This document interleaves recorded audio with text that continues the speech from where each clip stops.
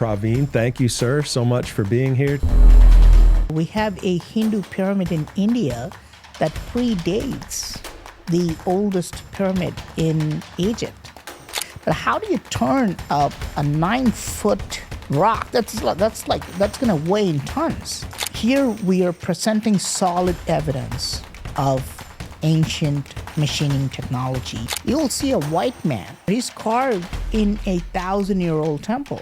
And if you go to temples of Kanchipuram, you'll find carvings of Chinese people. That is literally how Shiva comes out after landing on Earth. Definitely something happened between 10,000, 20,000 years ago that kind of made us all wake up. And they're saying this is a real stargate that Lord Buddha himself used 3 times to go to other dimensions to visit God. A Brahmastra is a weapon where if it gets launched, it just destroys the whole city. There's nothing left.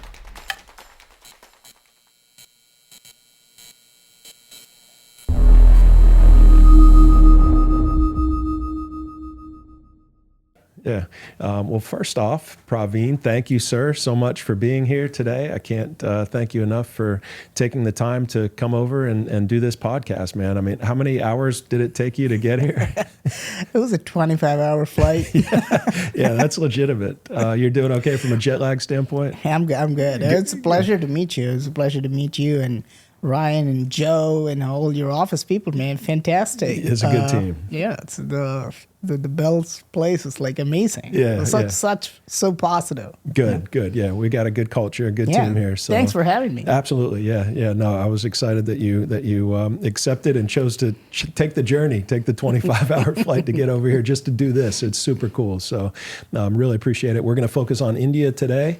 We're going to learn a lot about ancient India. On my channel, I've talked a lot about Egypt and South America and a lot of the ancient sites around the world, but we haven't really dug deep into India. So I know you're from there. You're an expert on it. A lot of the ancient sites and texts and scriptures and some of the religious component of it. We're going to get into all of that. So I'm excited to chat with you today, man. So am I. Yeah. Awesome. All right. Well, where does if you're looking at the history of India, how far back does it go? Like, what do we have as the oldest stuff in terms of dates, and what does that ancient history look like? If you look at mainstream historians and archaeologists, they would go back to about 2,000, 3,000 years ago, okay? This was the basic idea, humans were like cavemen, and they lived in caves, and they started using primitive tools maybe like 10,000 years ago, and slowly they started to develop. And by the time they quote-unquote became civilized, it was about 2,000 or 2,500 years ago, right? So, but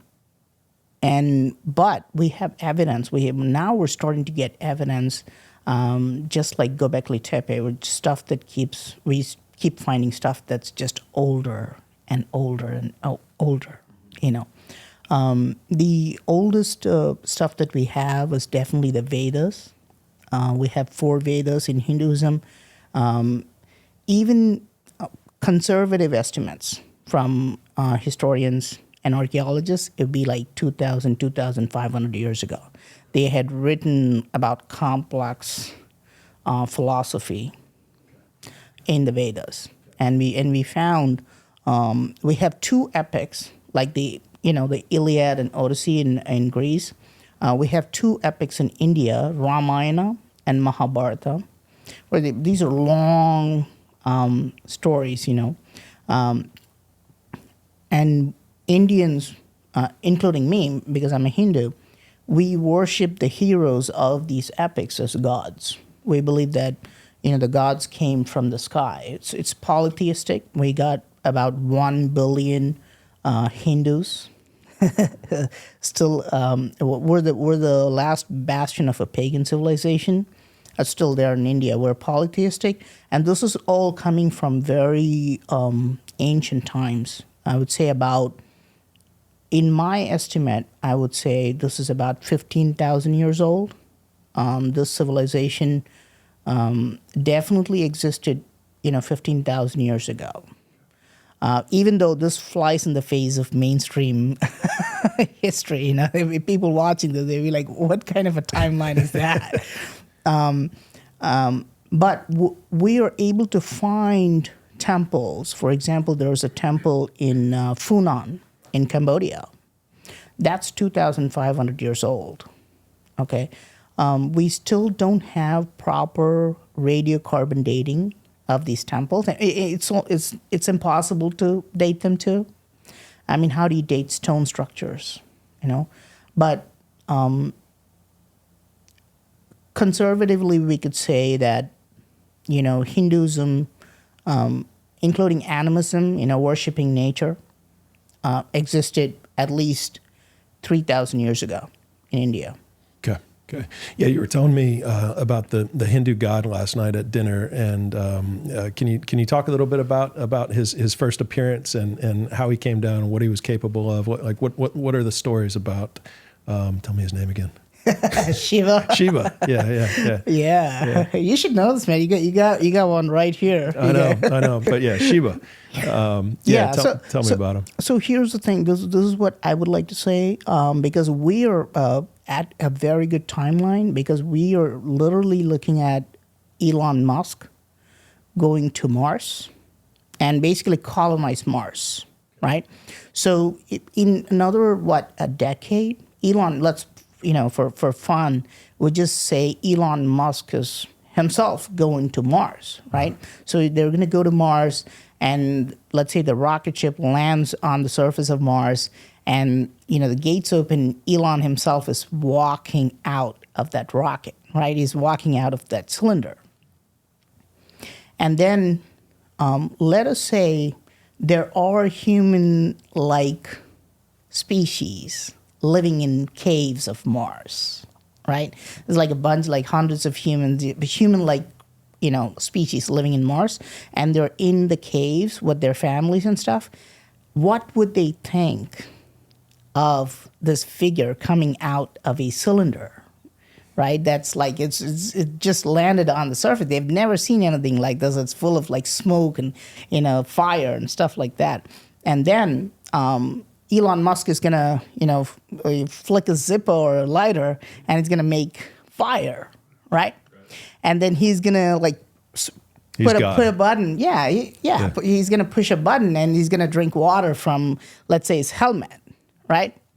And then let's say an animal comes and attacks him, or one of the cavemen. That guy's like, oh, who's this new guy? I'm gonna go and attack him, see if he's superior to me. And he just pushes a button, and he hits him with a laser beam from his helmet, right, from his forehead, and that guy dies. I mean, we're not talking about Elon Musk. We're talking about Shiva, right? This is literally how Shiva is mentioned in ancient texts. That's how they describe the. Yes, if Ryan Googles Lingodbhava, this is LINGODHBAVA. If you Google that, Ryan, yeah, there you go. You can look, if you click on that picture, that is literally how Shiva comes out after landing on Earth. There's a lingam that lands on Earth, and Shiva is coming out of a pod. Okay, and then the same thing, in one hand he's holding a fire, and on his forehead you can see that little diamond. That's his third eye, and he can burn anybody with that.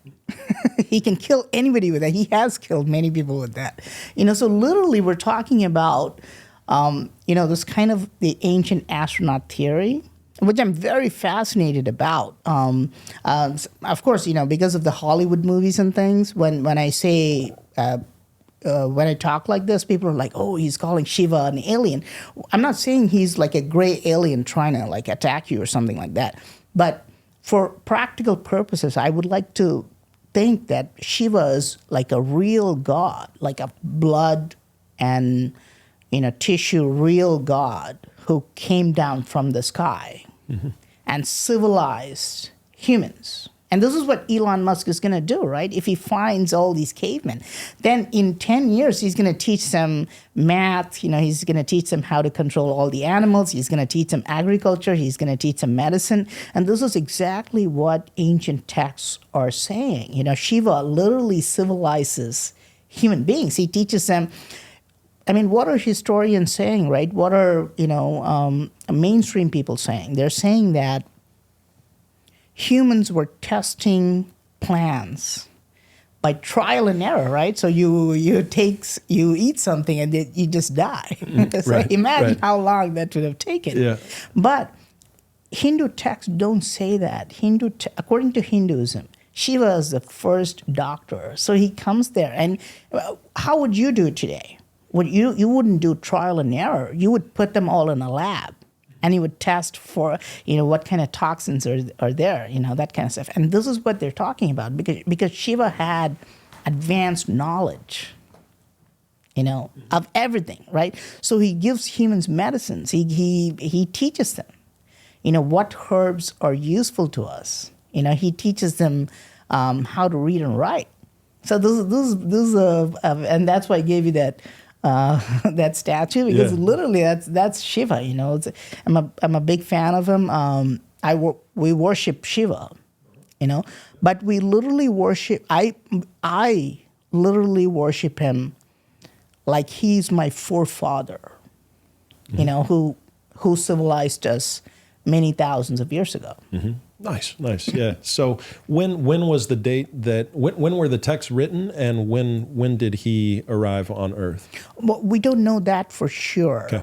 This is written in texts like Shiva Purana, where they talk about how Shiva came to Earth, and they talk in detail about this. But we don't have proper dating of when he came.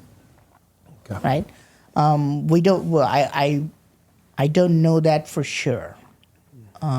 It would be this would be a very interesting angle to look at it, because we have evidence of human evolution, but we also see that suddenly, approximately 10 or 15,000 years ago, people just started to build megalithic structures. It's like a jump in evolution, right? We've been there for a long time, and suddenly we're seeing like a spike around the world. This is not only in India or Egypt. Around the world, people just started to build, giant structures. How did they get this, idea? I would. What if you, if you do chemical reactions? Usually, if it's just natural, it takes a long time for two chemicals to react. But if you pour a drop of catalyst, it just starts immediately. And I would like to say, what was that catalyst, that kind of triggered the whole thing? What was the catalyst that triggered humans to just open their eyes? Well, it could be anything. I mean, this is a theory, by the way. I'm not saying that this is exactly what happened, right? This is a theory. It could have been anything. It could have been natural selection or evolutions. Can be slow evolution, by the way. It can also be like people were using psychedelic mushrooms, right? We don't know what caused it, but there was definitely something happened between 10,000, 20,000 years ago that kind of made us all wake up, right? Mm-hmm. Right. Yeah, you had mentioned that worshiping cows is a component of Hinduism, and yes. Can you explain that? Can you explain that component of it? Yeah. Hindus worship cows as gods. We're not allowed to harm them. We're not allowed to eat beef. But most of the Hindus don't eat beef. And of course, if you, when an outsider like you, like when an American looks at it, it kind of doesn't make any sense, right? If you can eat chicken or if you can eat sheep, why can't you eat beef? It doesn't make any sense. There are many, many angles to it. And there are many mystical reasons behind this too, okay? Because I can talk about cows all day, right? Because it doesn't make any sense, right? Why don't they eat cows if they eat goats or sheep. They should be eating cows. Well, if the cow's giving you something else, then it would be like a coconut tree that's giving you coconuts. You wouldn't want to eat the coconut tree because then it stops giving you coconuts. If the cow's giving you milk, or if the cow's giving you mushrooms or something, then you wouldn't want to eat the cow itself, I guess. And, yes. Yeah. Well, and if it's creating that mystical, almost religious experience, then you could see how worshiping a cow might become a thing over time. Yeah. Yeah, this is a good argument. This is like saying you don't want to kill the goose that lays the golden eggs, because we can get more benefit if it's alive. And this is definitely also true. I would say this is based on common sense because I don't know, there's a huge percentage of Indians who are vegetarians, right? We don't eat meat. Most of it, like a lot of us don't eat meat. But we consume milk and dairy a lot, every day. Is it about 50% that I would say, I would say. Okay. I would say 50% vegetarians. It's just part of the culture. It varies a lot in India. In some states, everybody eats meat. In some states, you can't find meat anywhere. But overall, I would say about half of them are vegetarian, which is a large number. And this has not happened in recent times. This has always been there. If any, more people have been starting to eat meat now because more people were vegetarians back then. So the question is, why do they worship cows, right? Why can't you eat beef, for example, right? And it's a good argument. I don't have, even though I don't eat it, I don't feel one way or the other about it. But we do get more out of the cows. And you don't want to eat, like, for example, we don't eat dogs. I could say the same, right? You eat chicken, you eat sheep. Why don't you eat dogs? Because they're much more sensitive and intelligent creatures. If it's so intelligent, and if it's so sensitive, and if it's, it interacts with you, you don't feel good killing an animal like that. And believe it or not, cows are the same. They're very intelligent. They cry when somebody dies in the house. People don't know that. People don't know that because you don't have a cow in your backyard. But in India, we do. In India, we have cows in our own backyard, and the cows can recognize who's coming. They're pretty much like dogs. They're like pet animals, So you'd feel bad about killing a cow, and this is one of the reasons. But more importantly, in Northeast India, we have a type of ape species called gibbons. In India, we don't have any other apes. Like, we don't have gorillas, we don't have chimps. I mean, we have humans, a lot of us, but we have gibbons. These are tiny little ones. I've studied them for some time. I'm sure this is eventually people, I haven't posted it online, but eventually it'll become popular and people go and study the gibbons. They're very much like humans. They have families, for example. They have like a nice nuclear family, mom, dad, son, or daughter. They're very affectionate. They're not only affectionate with themselves, they bond with humans. For example, if the dad becomes old and he died, and the widow doesn't, quote unquote, remarry or something like that, the widow will come to humans and become kind of like, they bond with the humans. And of course, in India, we treat all animals like, they're also part of us. We don't see them as animals. I don't know if you know this, who was a guy with Charles Darwin who was doing independent research about evolution. He was in Indonesia and other Southeast Asian places. They both came to the same conclusion. Do you know what his name was? I forgot his name. Wallace, I think his name is Wallace. Okay. Yeah, Alfred Russel Wallace. And because he was researching in Southeast Asia, fantastic work too, because Darwin is so smart, his work got sidelined. But you know this ape species that's called orangutan? You know this? Do you know what that means? No, no. Can you Google that? Let's see what it is. Okay. Man of The the word forest. orangutan, okay, that's the original name. We still use this. It actually means man of the forest. And, Wallace, Alfred Russel Wallace, actually got this idea saying that, no, he was the one who actually, first thought that we're all just apes. We're all just men. And he didn't come up with that idea. The Southeast Asians, the Malay people, they called these apes as men of the forest.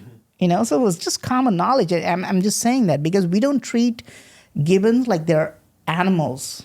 We can be eating at a dining table, and a gibbon could walk in. It could just sit with us, and it could just eat with us. Yeah. It's fine with that. We're cool with that. But then I noticed something very interesting about these gibbons, especially the teenagers. What they're doing is that we got a lot of cows there. And when the cows do the cow pie, the cow feces or the cow dung, the gibbons watch them. And when that cow pie dries, you got psychedelic mushrooms growing on them. And the gibbons eat them? Yes. Wow. They pick them up right from the cow pie and they eat them. Wow. And they kind of disappear.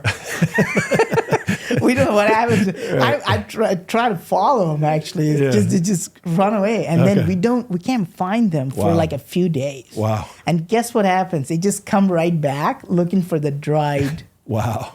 Okay. Yeah. Okay. Yeah. So that's crazy. Are they coming up with their own religion right in front of us? Are they just expanding their consciousness?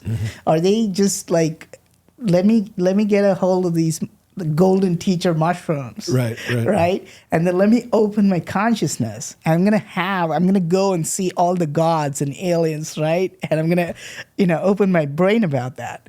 Like I'm gone for like you go on this like yoga retreat or meditation retreat or whatever, right? Sure. And they just come back, and they're like. And that's all they do. Once they start eating these mushrooms, that's all they do because they know that something's happening. Okay, I can't get into the head of the gibbons, but I'm thinking that they're just evolving right in front of us. They're looking at the gods. They're taking these mushrooms and they're having these visions, right? That's crazy. Yes, I didn't realize that was happening. I've heard a story about them, and Ryan, you might be able to pull this up, but kidnapping dogs and dropping these dogs from killing. Yeah. So the story that I heard was that a couple of dogs killed a baby gibbon. And then the gibbons then decided that they were going to kill every dog in the village, and so they dragged here it is. So a small Indian village, around 250 dogs have been dragged to the top of buildings and trees and dropped by a crew of raging primates that are apparently furious with the pups after they killed one of their babies. Yes. So these are like revenge killings that these monkeys are doing. Yeah. Well, I mean, yes, definitely. In this case, definitely, right. Yeah. I mean, what do humans do when a tiger comes in India still happens when a tiger comes into a village and drags a kid, right? Or takes somebody and eats it, whatever. They just go and kill the animal, right? But how could they even communicate that amongst to organize well enough? Definitely. To have the entire group of monkeys organized well enough to kill two. It's crazy. Man, you got to come to India. You realize that they are so intelligent. They can talk. They can do sign language to humans. Really? They can. Wow. We just haven't accepted it. Yeah, they can talk. I mean, they talk in monkey language, I'm sure. right? crazy. What? A dog can understand how many words? Like more than 300 words. Even a stray dog can understand that many words because it literally knows, what you're saying. My dog's about the dumbest dog in the world. It's maybe 4 or 5 words if it's lucky. Really? I'm not sure if it's just being stubborn or if it's just that dumb. But he's training you. Yes, exactly. Right. Yeah, I've had retrievers, brilliant. The pit bull. I don't think they come from a lineage of highly intelligent species, but. But I'm sorry. So these monkeys. What's going on? Like, what is the monkey dog relationship? Like, what's happening there? In India, this is not happening in the cities because in cities we don't have monkeys anymore. But even 20 years ago, there were. Okay. Yeah. But if you go to villages, you will have a lot of street dogs, stray dogs, right? And you will have a lot of monkeys. I don't know if they're baboons, but I think we have langurs in India. We don't have. I don't know if baboons are there, but the monkeys are very intelligent, and we know that this is only half the story, right? So some of the dogs, because what they're doing is that we got like a pack of dogs everywhere, right? We got like hundreds of dogs, stray dogs, and we got hundreds of monkeys. Dogs are extremely intelligent, no doubt, but monkeys are even more smarter, right? Because, for some reason... Because they're taking mushrooms. I don't know if the monkeys are starting to do that. I saw the apes doing it. That would be interesting. Is the gibbon not a monkey then? I don't think it has a tail. Oh, okay. So yeah, those are the apes. Yeah. Oh, okay. I got you. Okay. Yeah. So these monkeys, what they have done, and there may be a documentary about this. What the monkeys have done is that because they're fighting over resources. If somebody's coming out and throwing food in the trash can, the dogs and the monkeys are fighting over that. Okay, so this is really what's happening. So they've become rivals, right? So we have the monkey pack, we have the dog pack, and they're fighting for this. This is like literally 2 tribes fighting. But if they get a chance, the dogs are actually natural hunters. We don't know that because most of us have like domesticated dogs, but if you let a dog out, like ever since it's a puppy, its natural reaction is to hunt. So if the dogs get a chance, there are no monkeys around, they will kill the baby monkeys, right? Because they can have more resources. Less competition in the future. Yes, less competition. So some dogs took advantage of the situation and they killed 1 or 2 baby monkeys. So the monkey pack, when they came back, they realized that the babies are dead. Like I think 1 or 2 monkey babies are dead, and they literally mourn, like human beings. They all like kind of hug each other and they cry, and they're not shedding tears, but they're like sad and they kind of mourn. It's definitely a mourning ritual, but it's what happened after that that's even more freaky. You would think the monkeys take revenge and they kill all the pups or the dogs or something like that, right? That has happened, but some of the monkeys took the pups, the little dogs, they take the pups and they go on top of the hill because that's where the monkeys are. The dogs reside at the ground level with the human beings and the villages, and the monkeys usually they go and sleep on top of the hill. When the monkeys were dragging the pups, people thought that they're just going to kill the pups. No, they took those pups to the hilltop and they raised them. They're feeding them. Wow. Yeah, they're. I'm it would be fantastic if somebody researches this, if they were literally breastfeeding the pups. That would be something, okay? But we don't know how they were feeding the pups, but let's say they took like a dozen pups as revenge, because to us, it just seems like, okay, this is revenge. They killed your baby, now you killed their babies type of stuff. But they took these pups and they raised them, right? And guess what happened like after a year, when these dogs all went to the hilltop to fight the monkeys, guess who was protecting the monkeys? They're kids. Wow. The dogs. Yeah, that's crazy. Yeah. And you can literally see this happening, right? Because this is what we did with the wolves, right? We wanted protection from the wolves, right? Is this is them here? Yeah, something like that. Yeah. Wow. Yeah, this is literally what. Yeah, this is what they're doing because they're literally raising. They're taking the pups and they're raising these pups to protect themselves from the other dogs, right? Now, this is evolution, man. This is probably what we did. Right, with right? wolves. Hey, Yeah. we get attacked by wolves all the time. Now let's steal the pups. Yeah, Let's train them. Right. To protect us. Right.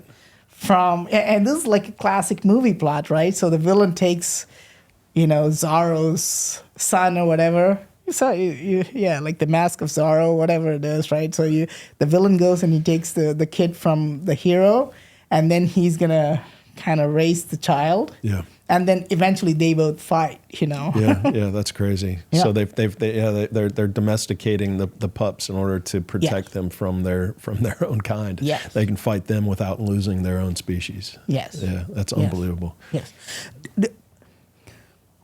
I don't know if you saw this, and this is all coming from, all the ancient texts, because all these things are like freaky things. You probably don't hear from, hear about these things from other cultures, because this is all coming from like the ancient texts, like cows. We started with cows, but we're talking about apes and monkeys. Now,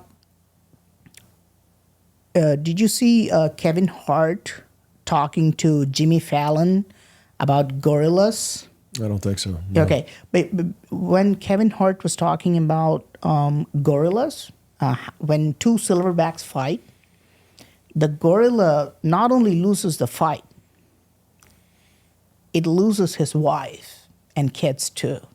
So if two gorillas fight, and if one loses, he walks away without his family, like he's losing his family. Wow. Okay, and the winner gorilla takes his wife. Okay, this is mentioned in the ancient text of Ramayana. Like that text is at least 2,000 years old, and in a particular scene, the hero, the god Rama, he kills an ape. Okay, he kills an ape called Vali. He hits him with an arrow, right? And as the ape is dying, the ape is like, "Why did you kill me? Why are you killing me? I don't even know who you are. And you're a god. You're this great hero of the story. Why are you shooting arrows at me? What did I do to you?" And Rama says, "You took the opponent's wife as your own wife just because he lost." So there's one ape and he fights another ape. And when this ape dies, loses the fight, this ape takes his wife. This is the story. And then Rama gets angry at this. He kills this ape, and as he dies, he's asking, "Why are you killing me? It doesn't make any sense. I don't even know you. Why did you kill me? And Rama says, "You're not supposed to take his wife simply because he lost." And the ape says, "No, this is how we do it in our species. This is our culture. If two apes fight and one loses, we take the other person's wife." And it didn't make any sense. I mean, it's kind of like a weird thing, I only understood that as a theory. It's just a story. Yeah. But do you think that the losing ape might throw the fight intentionally at times? this is what Kevin Hart is saying, man. This is exactly what Kevin Hart is saying. Yeah, he's like, let me get rid of this one. I'd rather have another one. Dude, you win. Stop hitting me, bro. You can have her. It's exactly what Kevin Hart was saying. It's like Kevin Hart is like, "Are we really losing anything?" Right. That's funny. That was a joke. Yeah. But when you read that, it doesn't make much sense. It's just like fantasy. But 2,000 years later, biologists are studying what apes do. And we don't even have gorillas in India. And then now we don't. I don't know if we ever had. But it makes you wonder how, if they imagined that, that's a pretty good imagination. Or maybe they actually studied the apes, or maybe it really happened, something like that, because it's a freaky coincidence to understand how the apes behave.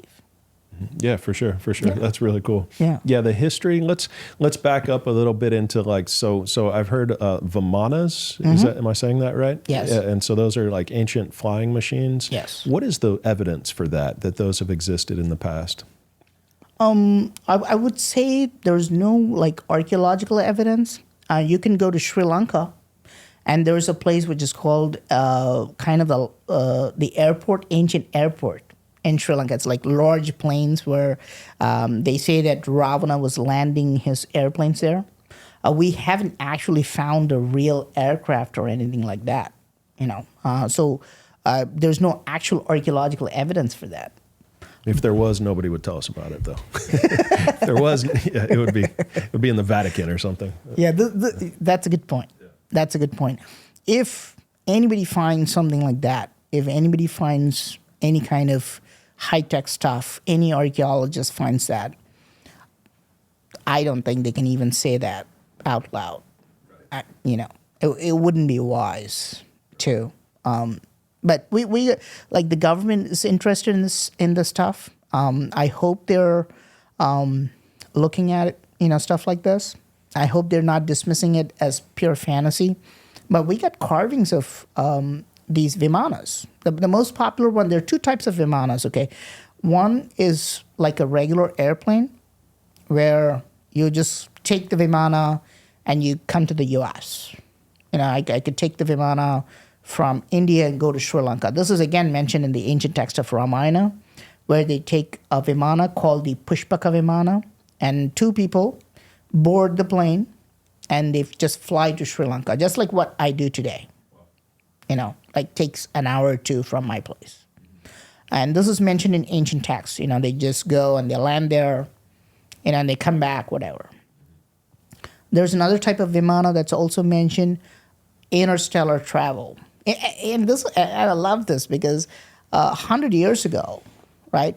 Let's say anybody, it could be Indian, it could be an American, reading this before what happened, at Kitty Hawk, right? Before Wright brothers.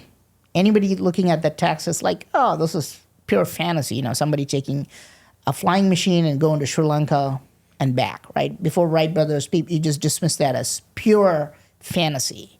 But now they're wondering, does that thing really exist? How hard, could that be to build one like that? Mm-hmm. The other type of Vimana is interstellar travel,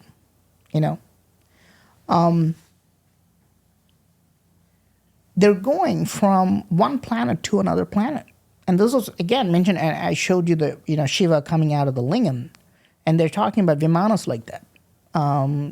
All the gods coming from different planets. They're talking about time travel. They're talking about weird things that happen. They're talking about terraforming, how to convert another planet and make it suitable to go and live there. Again, just even me as a kid, I thought, it was pure fantasy. We're not going to go to another planet and terraform it, right, and start living there. But this is what they're planning now. Like Elon Musk and even Jeff Bezos is planning on creating, colonies in other planets. I'm pretty sure, I hope in our lifetime, in another 20, 30 years, we'll actually start doing it. All these Vimanas are mentioned in ancient texts. This is way more advanced than biblical stuff. It's way more out there, way more interesting, I guess, than you see in the Abrahamic faiths, that they're talking about spaceships and flying from place to place. And around the same time it was written, did you mention? Are these texts we think are 2,500 years old or so? It was definitely before the New Testament. We don't know if it's older than the Old Testament. But yeah, this is all more than at least 2,000 years old. And this is what they're arguing about too. There's like almost a war, saying that some people are saying that this is really old, very old. And some people are saying that, no, this is new, this is like 1,000 years old, blah, blah, blah. And they're always fighting about this. Okay. If you go to Wikipedia and if you go to history page of any of this, you'll see that they've been fighting for 10 years about this, Okay. Because, again, there's no actual radiocarbon dating for these texts. There's things called Smriti and Shruti in India, which means that even after so much of invasion, right? Even after invasion from all the other cultures, how did they still manage to keep all the Vedas and all the ancient texts?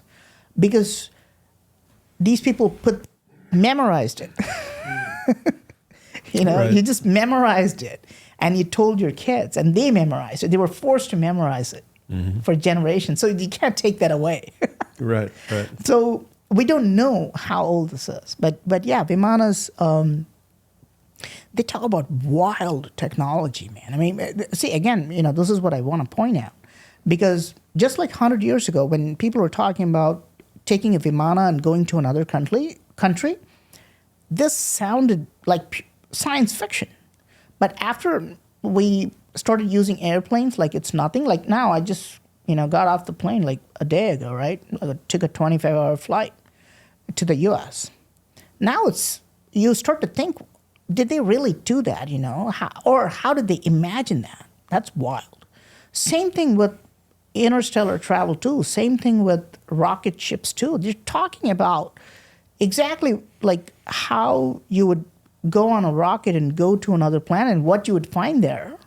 How to terraform, how to make the place suitable, And you're really starting to think, is this fiction or, did that really happen, thousands and thousands of years ago? It's so freaky because they're talking about weapons that exist now. 100 years ago when they spoke about Brahmastra, a Brahmastra is a weapon where if it gets launched, it just destroys the whole city. There's nothing left. And they go into great detail saying that no plants will grow for the next 20 years. And that's exactly what we're seeing in places like Nagasaki. All the children will be deformed if they're born there. That's exactly what we're seeing. How, if it's just fiction, how the heck did they imagine that? And why are we literally like reinventing the same technology? It should be a freaky coincidence, but I definitely think there's a lot of like hidden past that we have not uncovered. And I think, and I definitely think, ancient technology existed. It was not only limited to Hinduism. I'm sure, Egyptians did this. Definitely in Old Testament too, they talk about, how a Vimana comes and lands. A particular verse from Ezekiel, he talks about a Vimana landing from the sky with all the wheels and stuff too. Right. Yeah, interesting. So what are some of the more fascinating sites in India? Do you want to jump to that maybe and talk about some of your favorites, some of the most crazy, like paranormal or energetic sites that exist in India? There are lots of temples with amazing energy. One thing about these temples is that you could never take even an evil person. You can take like the most vile person, the person who wants to murder you. You can take them into the temple, and they're not going to be able to think about that inside the temple complex. They have that kind of vibe. It's like a person won't be able to just stand in a club. It's like you start dancing automatically because everybody around you and the music and the vibration is just so different. You won't be able to plan a murder inside a temple complex. You won't be able to go to a temple and be like, okay, how do I destroy this guy? It doesn't work. You can be anything. You can be a Christian, you can be an atheist, you can be a Hindu, whatever, right? Because the temple, there's something about that, the way they've designed it, the way they've put all the carvings in it, it just completely changes your mind, temporarily at least. And I believe this is why people started to, we are told, like, you get up in the morning, you take a bath, and you just go to the temple. That's the first thing you do. You know, every day. If you do that for 48 days, if you do that for a few months, you're like completely changed individual. You know? Rewired. Yes. Yeah. You're, and this is why a lot of people are coming to India. We have a lot of people, even after the Cosmic Summit, we had Americans come to India with me. Because they've changed, and they're so grateful for that experience. And I haven't done anything special. I've just taken them to the temples. You know, it's a spiritual experience. Then it sounds like it is. It changes you. When you're younger, you don't appreciate that much because you're more materialistic. But even then, even if you're really young, you will realize that going to the temple and just sitting there and just looking at all the carvings, and you know, there are rituals, you have to go around the temple 3 times, and you know, so on and so forth. It changes you as a person. It gives you a very positive experience. The way it's designed, if you see in most of the Shiva temples, inside the main chamber, like you'll have thousands of carvings, right? All kinds of carvings, dancing women, erotica, people, you know, wrestling, so on and so forth, wheels, whatever. But inside the main chamber, you won't have any carvings at all, except one lingam. Okay, and that lingam is usually a shiny black stone. It's not fancy. It's not humanoid. It's not fancy. It's made of just one black stone, while the rest of the temple is made usually of granite or soapstone or some other stuff like that. But the main structure is different.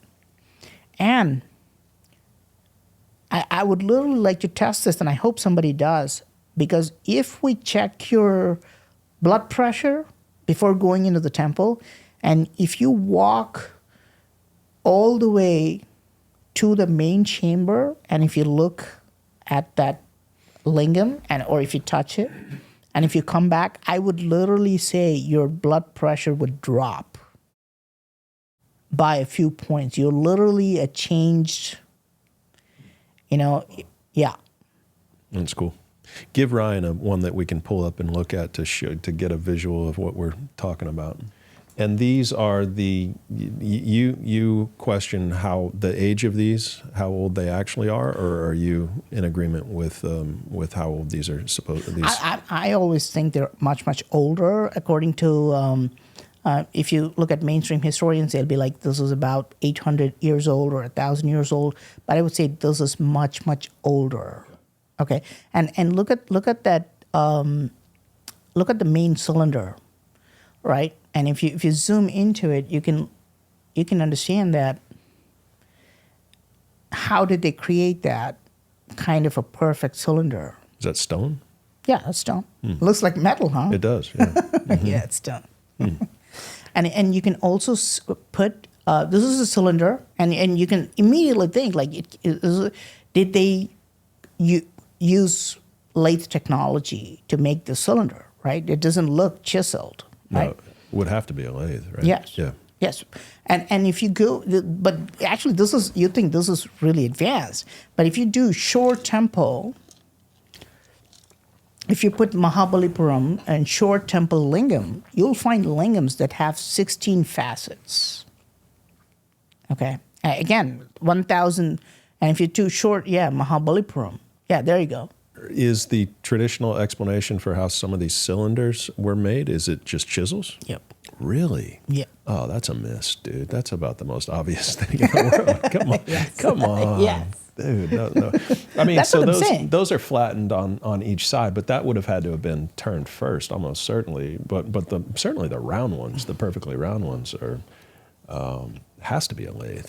Have we measured these to see how symmetric they are, how round they are? We have, and we're not allowed to. Okay. This is part of, click on that, yeah. If you can get a zoomed in version of that, then you can appreciate how hard that must have been to build, okay? It's probably, yeah. This has got, like, if you go to the base of it, you get 16 faceted lingam, okay? And I've measured the angle between the facets, and it's perfect, man. You know, how you take a cylinder, making a cylinder is hard, but if you take a cylinder and if you make that into, 16 faceted lingam, and each angle is perfect, that's crazy. You need, like, that's me. Oh, yeah, cool. That's a long time ago, huh? That's huge, man. Yeah, that's broken, by the way. Yeah. So the original was taller than me. Wow. Yeah, so I've measured that, and you can see the angle between the facets. If you look at the video, that angle is perfect. That means that, like, how the heck did they do that? They must have used machines to create these lingams. And of course, nobody looks at it from this angle. People are like, oh no, it's easy to. Where would you start? The lingams, and the funny part is you can literally, like, sometimes you can see your face. Okay. It's like a mirror in the polish. Yeah. Uh-huh. So it's like so advanced, and if you see that, you can show the measurements there with the angle finder, and it's perfect. It's the same. It's like 215 degrees or something like that between these facets. And this is, how old do you think this is, Matt? I mean, they're saying it's 800 years, but 1,300 years old. Okay. By mainstream account. Okay. Like, historians are saying this is 1,300 years old. Okay. So you can see, and they've broken it. You can see how people were trying to, chip on it, and you can still see that that's insane. Right. For 1,300 years old, right? So how did they make these lingams? This is evidence of advanced technology, And then we got late machine, And then we got pillars in a temple called Hoysala Temple. Immediately, you will notice, oh, wow. well, that's the simplest pillar, but even that pillar, and I mean, that's turned, right? That's turned on massive lathe. Right. Yeah. Do you know how tall these pillars are? These pillars are like, that's a rotating pillar, by the way. That pillar rotated. But so are these have several components, though. So it's not one solid piece of stone. These are stacked, I'm assuming, and then attached to each other? For example, where that it starts to become like a cube, from that part all the way up where it just converges, that's one piece. Wow. Yes, that's one piece. Wow. That's not, But the base is different and the top part is different. So it's like a 3-part pillar, but what's in the center is all just one piece. Wow. So you're talking 5-6 feet of just solid No, it's like stone. more than 8 feet. Is it really? Yeah. Whatever's in the middle, that's 8 feet. Yep. That's incredible. Yeah, and nobody's measured the X and Y axis of that to see what the variance is between the dimensions. Part of this is we still have trouble getting permission from archaeology department and government to do because these are functional temples. This is full of people who come and who are worshiping every day. So we have trouble with that. But even the most I was researching this in 2017, I think, and the videos went viral about the Hoysala temple. But even the simplest pillar, the one which didn't have a lot of, the gears and stuff, even the simplest one, it actually has turn marks. It has the ribs. If you zoom in on the flat surfaces, and you can see the reflection, and you can see the lines, Yeah, you can see the lines. Vertical lines or horizontal? You can see the horizontal yeah, lines. right. Those are the turn marks, right? If I put that in a lathe and if I turn them, I'm going to get these circles around, right? Absolutely. And that's what you see. Right? Now, the lathe existed in ancient Egypt. I mean, a very primitive lathe in like 3,300 years ago or so, right? Really? So, yeah. In ancient Egypt? In ancient Egypt. They had it's depicted on a scene on a wall of, but it's very primitive. It's nothing that could turn anything like this to this extent. What kind of a lathe are we talking about? Are we talking about like a potter's wheel? No. Potter's wheel goes back to 3,000 or 2,700 BC-ish, I think, 2,800 BC-ish. So you're talking 4,700 years. But a primitive lathe that you could operate with your hands to turn a device, whether it's a soft stone, an alabaster, or whatever. There's scenes on walls. There's glyphs of the Egyptians using very primitive, but nothing like that, obviously. Yes. Yeah, nothing that sophisticated. Oh, yeah, that one, huh? Yeah, that. Right. Wow, that's nice. Yeah. There's no like high quality pictures of this. This is already in the museum. Yeah, so that's a bow drill in the middle that they're using. Next one down there. So they could hollow out the rocks with a bow drill, and then. So we got giants holding a lathe pillar. Right. Exactly. I can hear him laughing. Yeah, that's one theory. So, but that's the explanation: chisels and just pounding on it, and that's how they made it round. With the lingams, the general explanation is that no, this is all hand carved. This was done with chisels, and then they polished it, type of stuff, which would be impossible in my opinion. What is the stone type on those? We got a variety of stone. We got volcanic basalt. The lingams are usually made of volcanic basalt type of rocks. Onyx. The walls are made of granite. The temple walls are mostly made of granite, soapstone. That pillar that you looked at, the lathe machine pillar, they were all made of soapstones. Soapstone is a unique type of stone. It's a little bit softer when you pull it out of the earth. Like it's a little bit softer, so it's not like very hard. It's not like granite. But I mean, like part of if I come to you, right? If I come to you and I give you like a tiny little thing, or like let's say 1 or 2 feet thing, and I say, can you make it into a cylinder? You could probably do it with you can just build a lathe machine. You can build a potter's wheel. But how do you turn a 9-foot rock? That's going to weigh in tons. Right. Even today, you'd have to build a massive lathe machine. And archaeologists are accepting, yes, these are done using lathe technology. We just don't know what they were doing. So they gotten that far because the pillars are there, it's like there's no way to deny that. So the pillars are there. And we're not talking about 1 or 2 pillars. We're talking about hundreds. And the finishing of that pillar, you can literally see your face in those pillars too. And yeah, that one, if you zoom in, you can literally see who was taking the picture there. So and this is how do you do it with hands? They must have had advanced technology. A bunch of pillars. There are places where you'll find hundreds of lathe turned pillars just laying down. Yeah, it's almost like they had a factory that made all these pillars, and they just go and get those pillars and put them in the temples. They had like a megalithic factory. This is what I'd like to think about. Yeah. Can we look that up? Yeah, you can say Chennakeshava temple. You can see, yeah. Oh, wow. So they're outside. Yes. So this isn't a part of a former temple. This is just pillars lying around that were going to be sold to temples. Yes. Huh. This is one. There's more actually. It's just a little bit. You can see that in the background. That's a temple there. But this is not. They were not building a structure over it. But you can see all these pillars, a variety of them, and you can see how these are male parts and how those are female parts. If you look on top of one of them, you'll see like a slot there, and all sorts of stuff. So you can't, yeah, there you go. Wow. just everything stacked, right? All these pillars. So this is like a megalithic factory,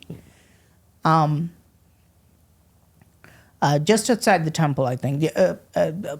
And you can see the chiseled ones on the right. You can clearly tell some Sure. are chiseled, Right. and you can see that the others are lathe turned, right? So they must have had like, okay, so we're going to create like hundreds and hundreds of these lathe turned pillars. They must have used some kind of megalithic lathe factory, and of course the question is, where are the tools, right? Right, So right. dude, you just shown all this, but where's like the ancient lathe machine? Show us one evidence of a lathe machine. There's actually, I found a remnant of an actual lathe machine in Hampi. I think this is a remnant of an ancient lathe machine. Okay. All Yeah. right. All right. Let's check it out. So this is also. So yeah, if you see on both sides, you see those pillars. If they mounted a cross beam between those holes, if you keep dragging, you'll see on the bottom you can see the base plate, and if you can see the machine marks there. On those holes, if they mount, I literally tried to recreate that. I mean, this is of course like maybe 8 years ago, but literally, I tried to recreate that using motors and stuff. So literally how they would do. So that would attach. That would hold the block of stone in place, and then it would turn. Yes. The bottom would spin around, and it would turn it, and then. Yes. The top piece of it coming down holds it into place, and then what cuts it? That's a part. That's a tool bit that's coming from the top. You put up any stone on that thing. I think that's the stone, the cylinder, and if you just rotate it, it would make those marks. If you keep dragging it, you can see. So all you have to do is now create the rotating motion. I don't know how they did it, but this is the whole setup is still there, where there are like two pillars. There must have been something, in between them with a tool bit, and they would have played. We don't know how they did it, right? It could even be primitive technology, like they could put a couple of horses and rotate them around. Sure. It's fine, Sure. right? Or maybe it's advanced technology. So this here was not. It's what is it supposed to be? If they're not saying it, nobody knows.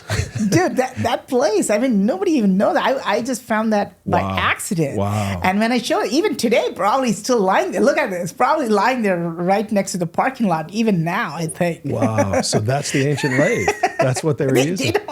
They don't accept. In fact, I'm a little bit surprised. Some Indians are like, dude, why are you saying that these are made of machines? You're like kind of insulting us. I'm like, dude, we're saying we use machines. Yeah. 2,000, 5,000 years ago. You should be proud of it, But the evidence is right there in front of us. They were doing some type of turning, right? You see that? Yes. So the post itself would sit on that thing. And sit straight up and down on that thing, and that thing would spin. So the post itself is going to be spinning around like this, and so you would need something on the side to cut turn it, and then to cut it. Okay. to cut it, and the thing would I go. see. You're saying that's a rotating thing. Yeah, at the I bottom. see. Okay. Yeah, so the bottom would be rotating, and then you would have some tool that would come in from the left or Yep. the right that would cut it, and as long as it's rotating, it's going to make a Yep. perfect circle around it. Yes. So Yes. yes. That's fascinating, man. That's Yeah. really cool. You may have found the ancient I ancient found lathe. it 8 years ago. Nobody cares, That's man. hilarious. Nobody no. That's hilarious. They're still like, nope, chisels.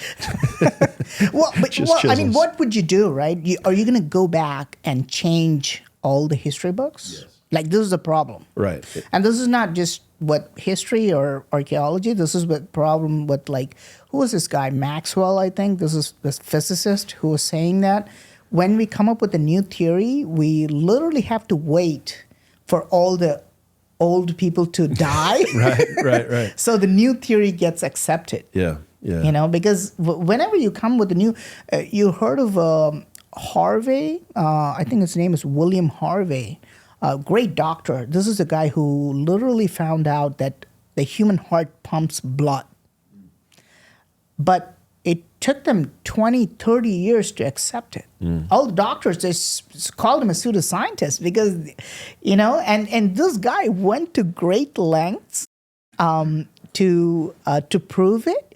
He literally found a guy who was dying in an accident, and he put them in a royal court, and to show that the heart was pumping out blood, and they still didn't accept it.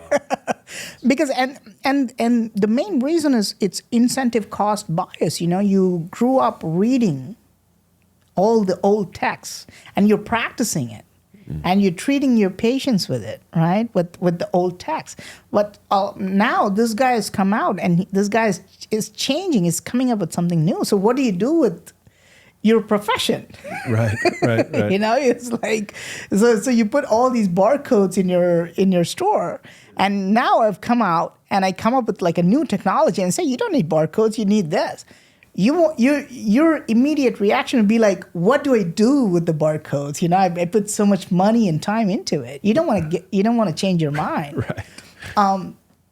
And this is what's going to happen. They're going to, we're getting there. We're getting there. We'd like to say, at least, I'm very open-minded about it. I'm not opinionated one way or the other. I'd like to dabble with all the theories. I'm a big fan of Darwin. It's a fantastic theory. If you read his book, the way the guy has thought about it is just fantastic. I would also like to think that there's intelligent design. I'm very open-minded about this, but here we are presenting solid evidence of ancient machining technology. You can't be like, okay, this is all made with chisels. People were just making circles with chisels just for fun. We can't have thousands of pillars. Right. Yeah, this is real evidence. You're not only presenting real evidence; you've actually found the ancient lathe, and it's right there, and it's there for everybody to see. Yes. At least in this particular area, and so why wouldn't there be others around the country that were capable of the same type of manufacturing? It's very, very compelling. I think the next obvious step would be to measure the pillars to see how round they are, and if you've got enough of them that are perfectly round, that's really, really compelling evidence. Yes. Yeah. We could, if you want to go that route, and if this is the most scientific way of doing it. You guys do accurate measurements. You guys do a scan of it. It would be my dream to do it. You would have to go past the government, especially the archaeological department and temple authorities, to do all these scans. But I will bet you, I haven't done it. I've not done any of that. We have a hard time getting through. Just to even film these sites, because for some reason they don't want to look at it this way. Either they dismiss it, or they'll be like, "Oh, no, these are places of worship. You can't come in and kind of disturb us," kind of stuff. But it would be great if a team gets permission. I think that's half the work, just to get the permission. And then if they do a laser scan and they get actual results, I will bet you that there's like no error. Right. You can tell by looking at it. For sure. Yeah. Fascinating. Yeah. Thank you for sharing. That's a great find on your part. I can see why it went viral. Thanks. Yeah, for sure. What are some of the other more mysterious sites that we see? Some of the temples. You mentioned underwater temple. You mentioned underground chambers. You mentioned all this. Yeah. What jumps out to you as some of the most mysterious sites? Lots. Everything you mentioned. Underground structures. There's this temple called Padmanabha Swami Temple. You might have to spell that for Ryan. Just type it, Padmanabha Swami Temple. Come on, Ryan.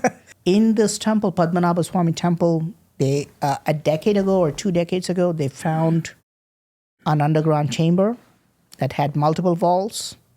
They opened some of the vaults. Some of the vaults haven't been opened, but they found gold and diamond worth $22 billion with a B. Yep. Yep. And they haven't even opened the other vaults. Come on. Yes. They haven't, because Okay. it became a legal battle. It's still in the court because they don't want to open. And you saw that gate that's guarded by the snakes.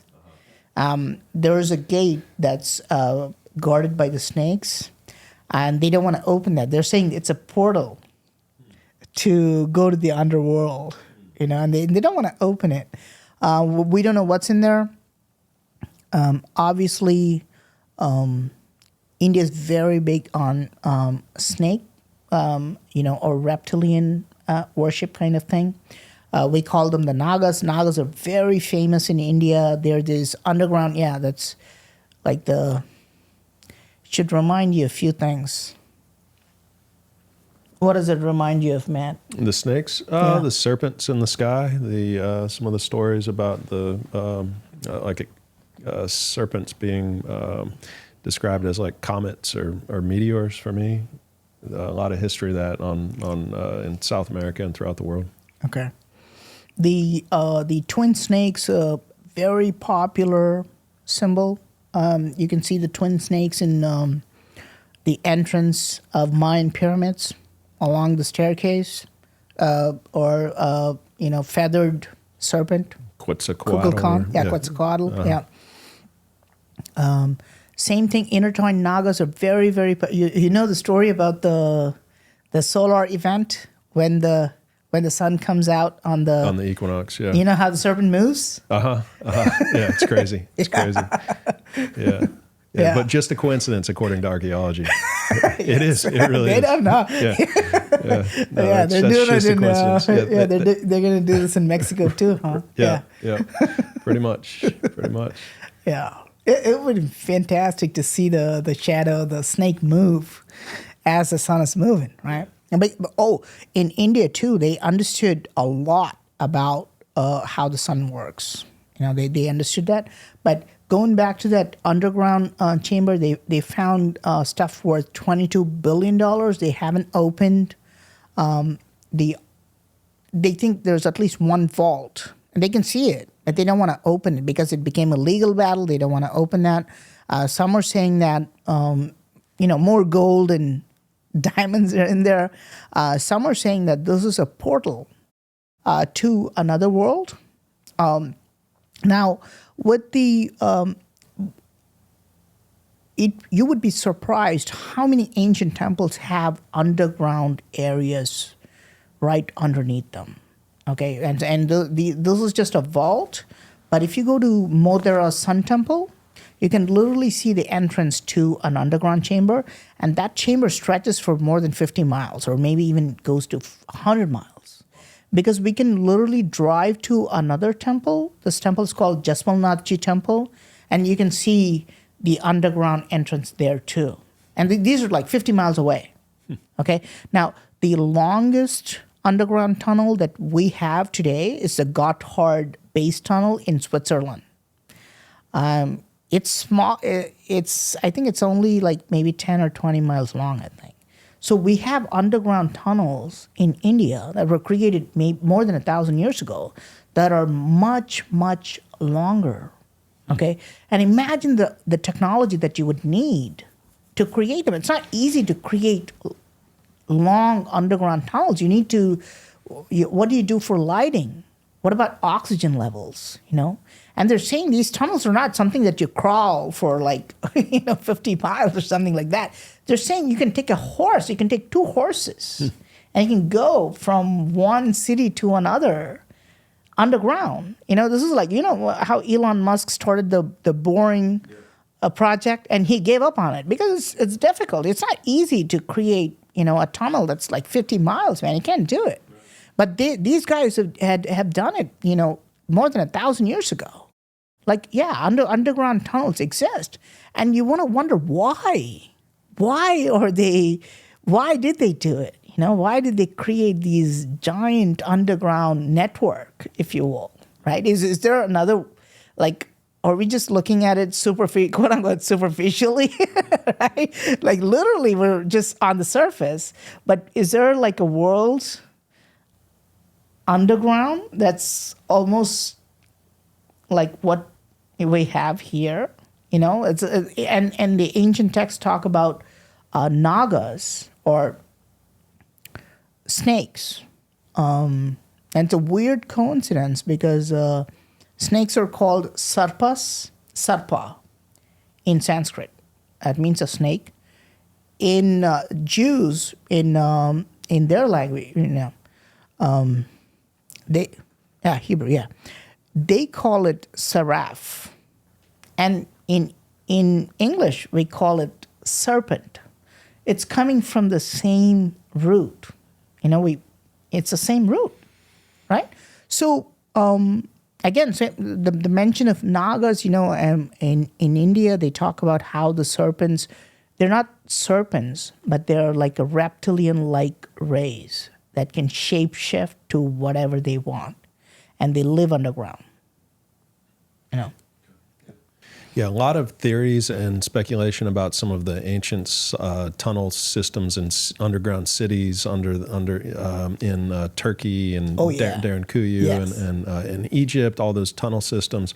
A lot of speculation that perhaps those are much older than we think, and that they were dug during the Younger Dryas climate catastrophe, and because of the conditions above ground would have been so horrible that any human species or civilization or group of people or tribe or village or whatever would have had to go underground to survive, or into mountain caves or whatever it was. And so that they were built out of necessity potentially during the Younger Dryas. I wonder if that could be part of the case in India as well.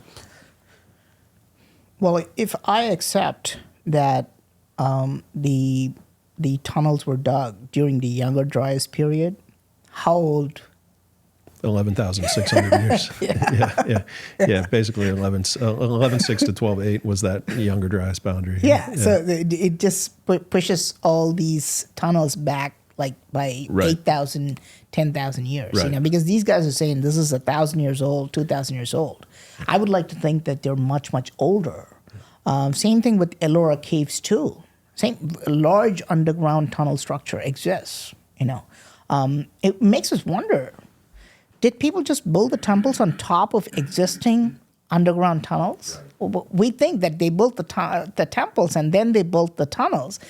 Was it the opposite way? People were just building tunnels to escape the Younger Dryas catastrophe, and then after everything is over, like 2,000 years ago, they'd be like, okay, let's just build temples on top of it. Mm-hmm. Yeah, very well could be. It's just you can't, as you said, you can't date stone, and so very difficult to really know the truth of the truth of the story. So it's very important that we keep asking these questions and keep exploring for sure. So yeah, fascinating. So what other there's this pillar that doesn't rust, that's been standing for 1,000 years or potentially a lot more.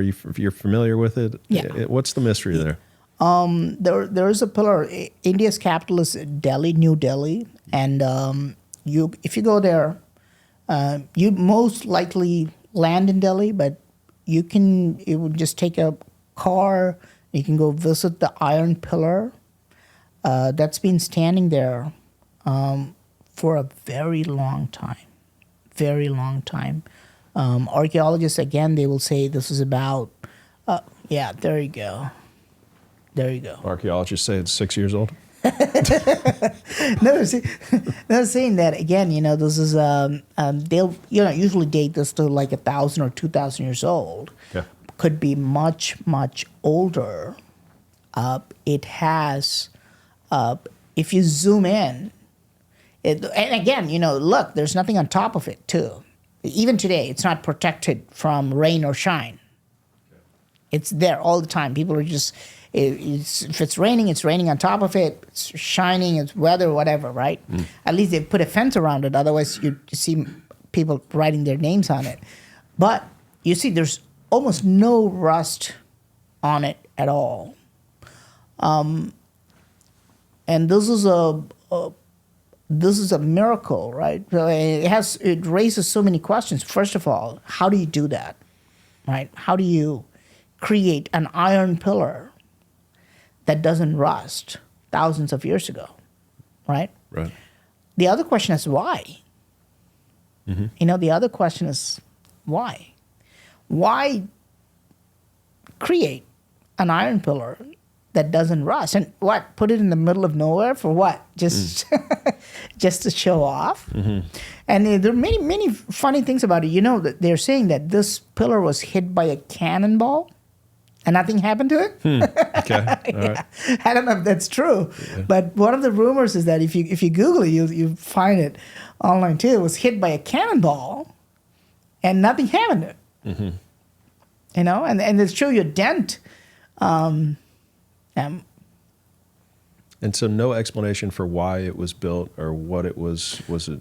No. Well, we know. Again, you know, there's a particular material called Vajra Sangata. It's like what, Beall metal, and it creates a unique compound called Mesa white when water strikes it. You know, it literally prevents the water from rusting it. It will just make sure that the iron oxide, which is what rust is, make sure that it can't form. You know. And you know, the funny part is now they're like trying to debunk it. They'd be like, no, there's like 0.001% rust found. Hence, we kind of disproved it. It's like, dude, come on, dude. that's it's still there. That's been lying there for like 1,000 years. You got to give it some credit. Right. At least, I mean, if that's what they're saying, then that's probably the minimum date that it was there. So. Yeah. Hey, Praveen, I got a question for you. I noticed some writing down here. What is the writing on there? Yeah, so this writing actually says that a person called Chandra built it. It talks about how a king by the name of Chandra built it. There are two Chandras that I would like to think. But again, you know, it's kind of vague because it doesn't give the whole name. There's one king called Chandragupta. It's very old. It's like 2,000 years old. But there's also another Rama. Rama is also called Ramachandra. That's very long time ago. That's even older. So we know that this is, I would say this is at least 2,000 years old, you know. But, you know, I mean, what are they doing? Like, how did they come up with this? What, why, how, when? I guess we know where, but that's about the only, a lot of mysteries there. Interesting. Yeah. And how it doesn't rust is incredible. But, yeah, cool, man. What else in ancient India? I mean, it's just, I guess in terms of the dates, like it's people, it's difficult to know, and things keep getting older, things keep backing up, and we keep realizing that things are much older than we think. And now there's Tas Teplar and all of these sites in Turkey. There's dozens of these sites that are at least 11, 12,000 years old, and so we know humans have been around for several 100,000 years around the equator, including populating India, of course, because the climate would have been great, during the Ice Age and during the Younger Dryas. So it shouldn't be shocking that people were on the planet doing stuff during that time period, because people were on the planet doing stuff during, over the last 10,000 years and 20,000 years. And so it is interesting to question how old some of the sites were, and some of the temples, and like you said, even just the main structures, the underground component of it, the base of it, that could have been there for 10,000 years, 20,000 years, and then just built on top of it at some future point in time. Yes. Yeah. Yes, I would argue that the temples are actually much, much older.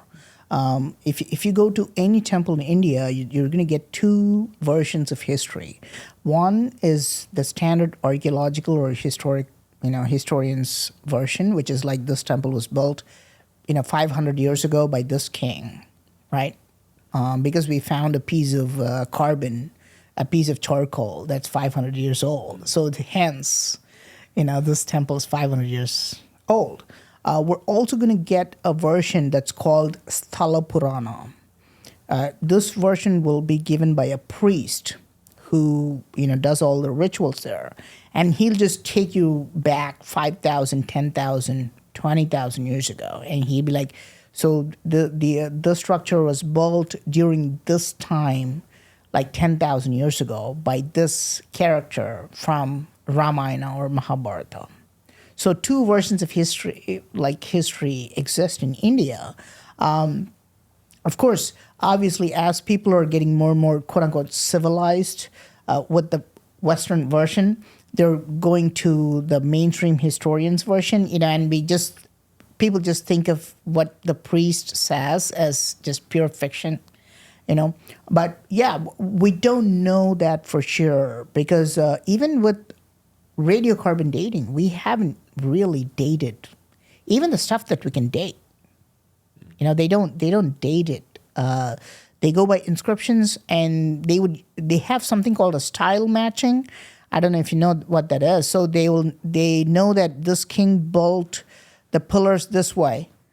So they go to another temple, and if they find the pillars the same way, they just assign that temple to that king. This is called style matching. So this is what's been happening in India. Yeah. Yeah. It's crazy that we consider that science. It's crazy. Well, it's very hard too. I mean, it's very hard too. Archaeology is a very hard, history too. It's very hard because you can't go back in time and get an accurate picture. I just hope they are doing it with good intentions, though. I really hope that, they want to find out. Yeah.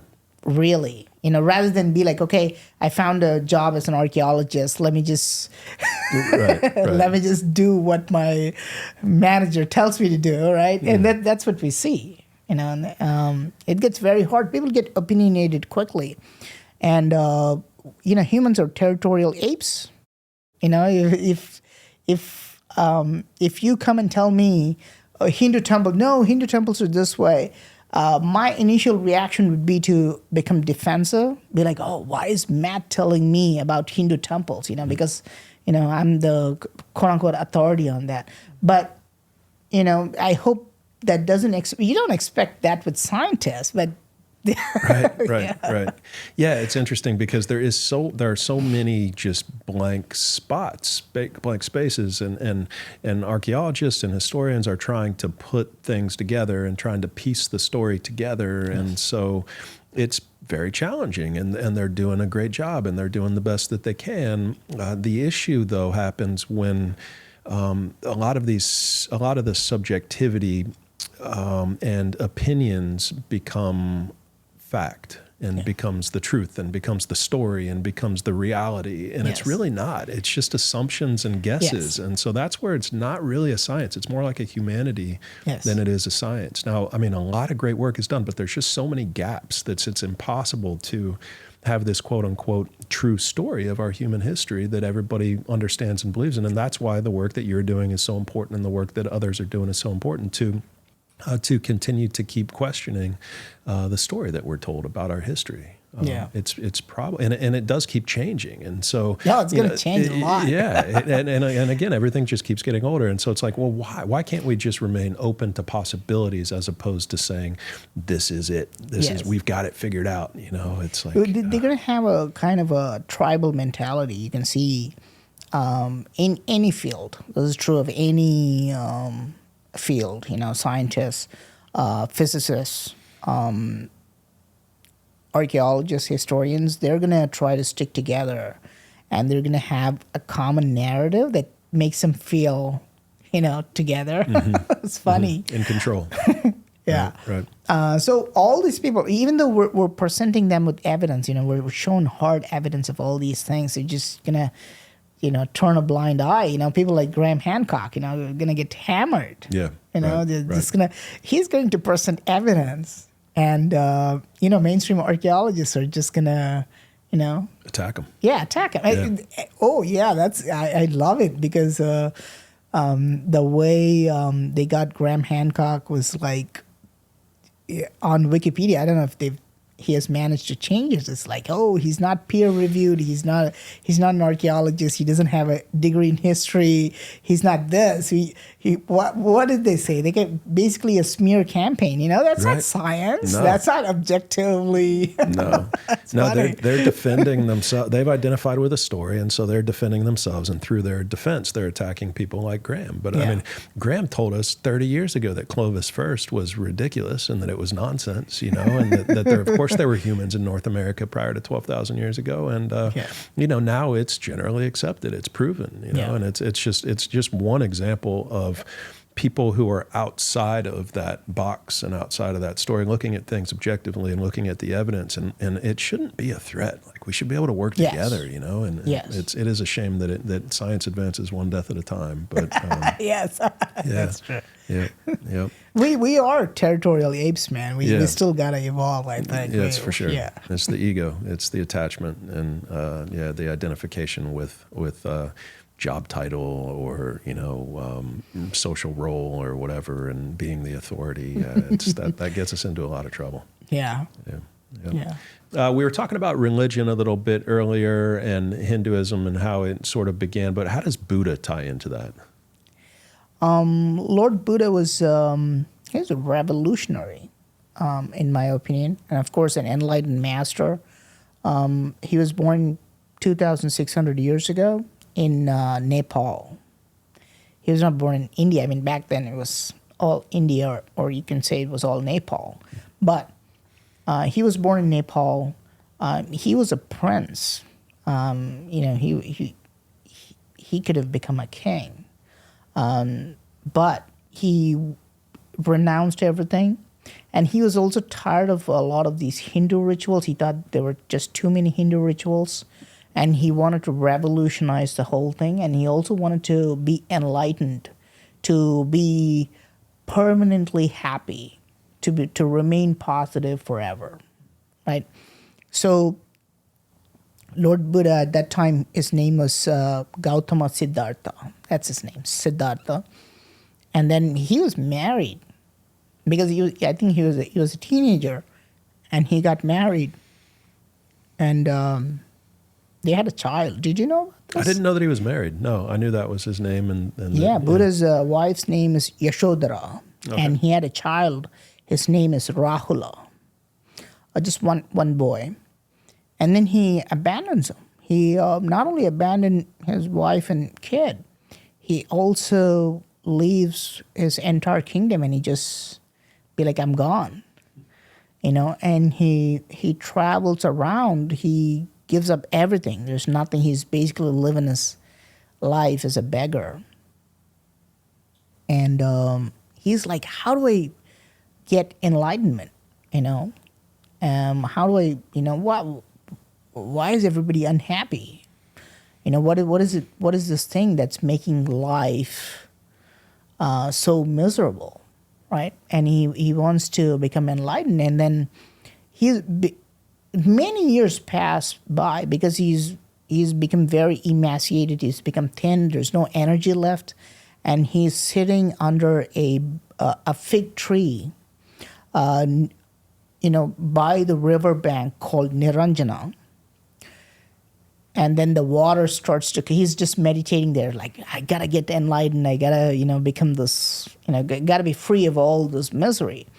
And then the water starts to come in, and it's like. And the water starts to drag him, And because he's become so weak, he can't resist it. So he goes into the water, and he's just going to die. And he's holding on to the roots of the fig tree. He's like, I got to live, I got to be enlightened. That's my goal. And here I am. I'm going to die. And then the water was just too much, and he was just too weak, and he's been trying for many years to get enlightened, and he's given up everything, but he hasn't actually given up everything, right? He still has that one thing, which is he wants to be enlightened. Right. So he lets go of that. He lets go of that root. He'd be like, okay, I don't care about that. I don't care about that enlightenment. They say he didn't even have a begging bowl because, he didn't want anything. But he was holding on to that idea of like, I have to get enlightened. And then he gives up on that. And that's when he became enlightened. That's when, Siddhartha became Lord Buddha. So this is and this is why Buddhism is so powerful. It has this idea that you can become Buddha. You can become enlightened. It doesn't need anything. You can be spiritually enlightened. You can be happy. You can be positive. No matter who you are, no matter where you're from, we're all the same. It's up to you to become an enlightened person, and you can be happy with it. This is, and of course, there's a lot of like mystery around us. In my opinion, of course, this is my opinion. I'm a big fan of Buddha, and I think he was a human being who became an enlightened person, like Jesus. It gives me more hope to think of Buddha and Jesus as human beings who could achieve enlightenment, rather than thinking of them as like gods. But there are other versions of Buddhism. For example, do you know that Lord Buddha had 40 teeth? No, no, I didn't. Yeah, he had webbed feet and webbed fingers. Yeah, and his skin was golden. They're saying, and I don't know if Ryan is there, but if you Google 32 physical characteristics of Buddha. And where's this from? Where's this data from? This is from Buddhist texts. Okay. This is from ancient Buddhist texts. Okay. Yeah. And you can see he has webbed feet, like, I don't know where it is. We don't have his remains, obviously. No. No. It's not. So number five, you see webbed toes and fingers, like a frog. And they're saying that, what's the other one? They're like his skin was golden colored, man. He was not, and they're saying he's not really human. They're saying that he was conceived with divine intervention. He's only half human. So saying that his skin was golden, and he had chakras under his feet. Yeah. So there like many mystical angles to it, and he was a giant too. He was more than 7 feet tall. Really? Yeah. Yeah. Didn't realize that. Yeah, and this ties into many of the theories that they talk about Jesus too. They're saying that Jesus, who was telling you that Jesus had an elongated skull? Timothy Hogan, yeah, from the Grandmaster of the Knights Templar. Wow. Yep. Yeah, that was a crazy episode. If you haven't seen that episode, crazy episode. Yeah. How did he come up with that? He says that he has the bones. He says really? that. Yeah, he says has that the Knights Templar. He's the Grandmaster of the Knights Templar, and he says that the Knights Templar have the bones of Jesus Christ, John the Baptist, Mary Magdalene, and their combined children. Wow. And that Jesus and John the Baptist had elongated skulls, as did their children, and that Mary had kids with both. What do you think about that? I don't know, man. I'm just the host, bro. I don't know.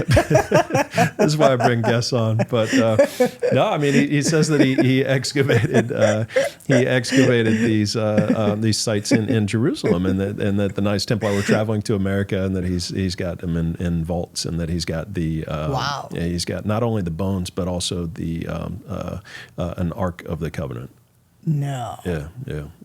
Says that there were several arcs. Will he ever show them to us? He says he wants to wait 5 years or so, 5 to 10 years. That's his thing. I really pushed him hard on that too. Okay. Let's speed this up a little bit.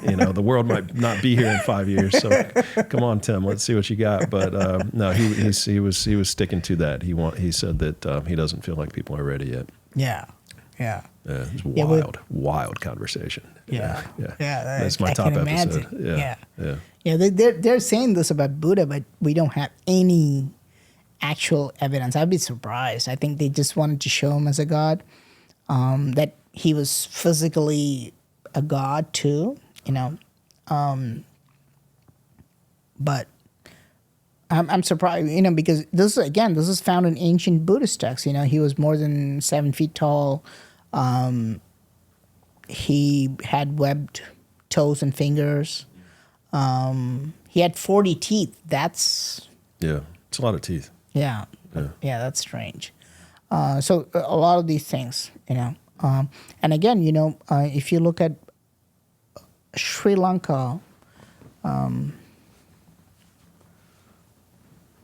again, this is the idea that Lord Buddha is not human. He's half God, like literally. Only his mother was human or something like that.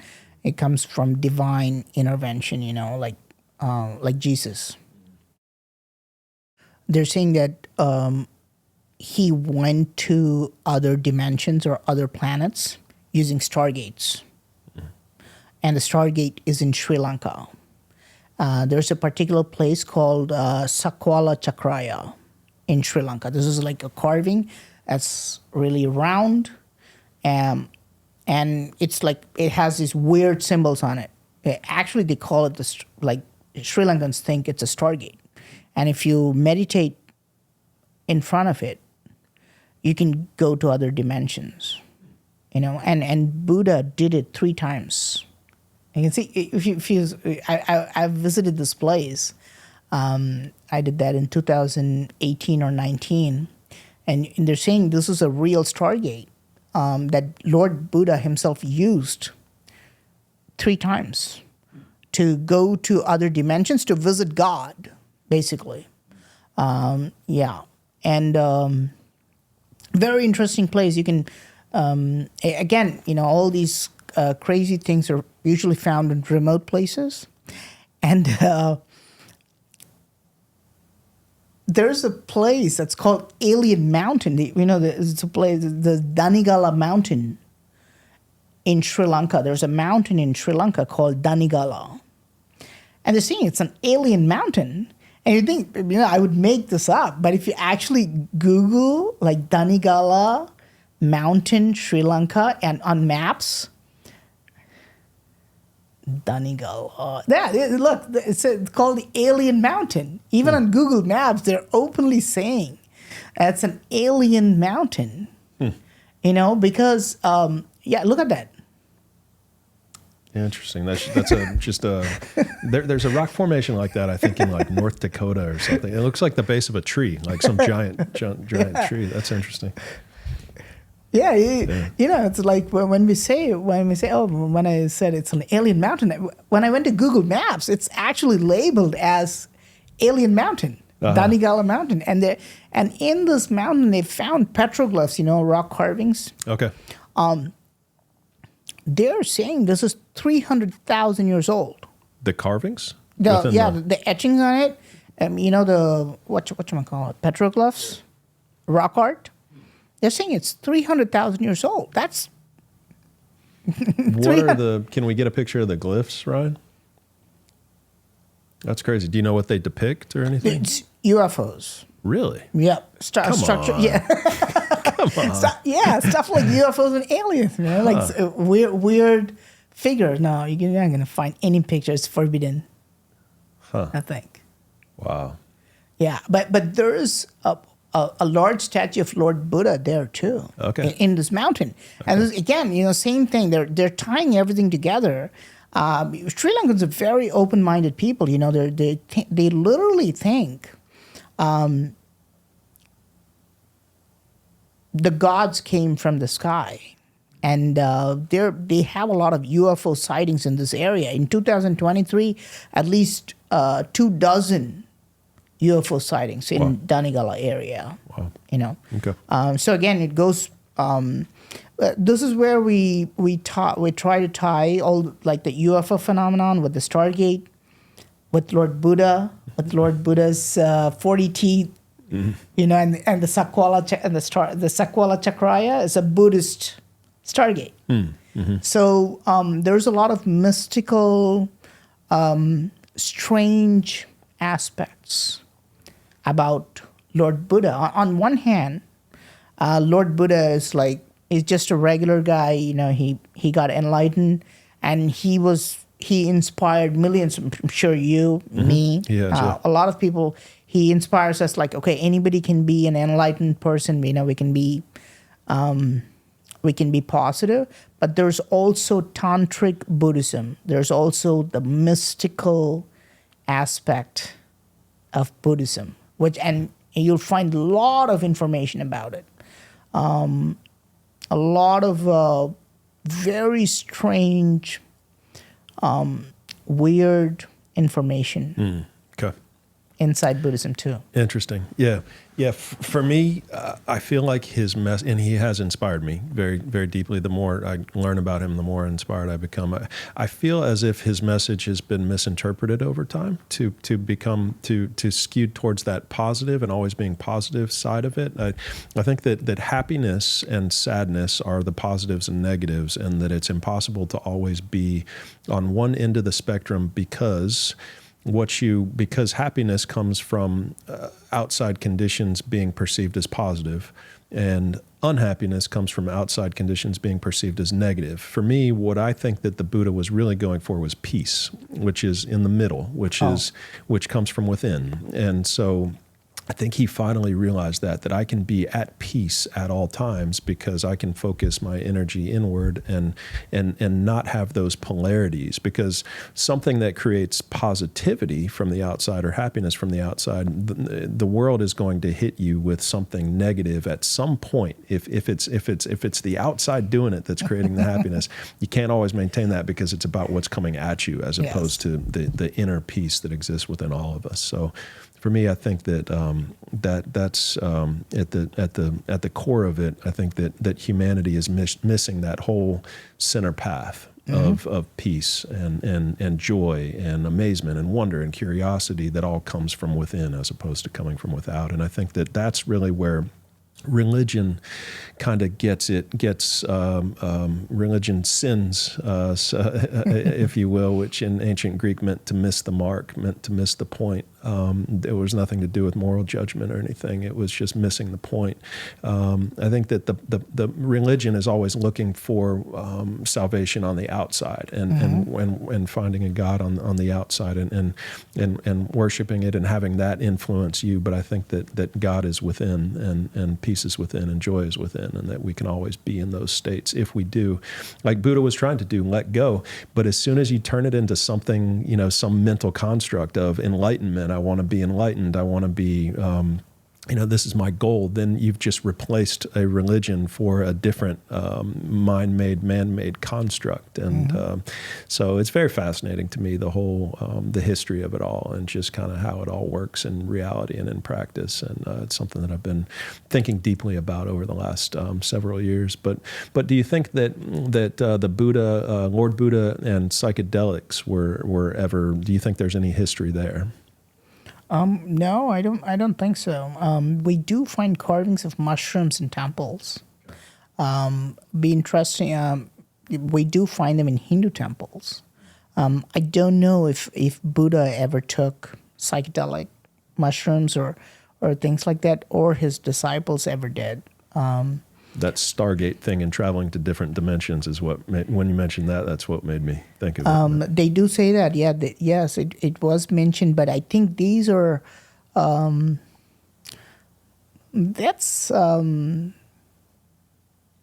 I think about it, people like Terence McKenna, and then Graham Hancock too, and people who took these psychedelic mushrooms, and they are saying that they saw gods and aliens and they went to another planet. They're not talking about like a psychedelic experience. They're insisting that it's real. You notice that? Yeah. But it's, and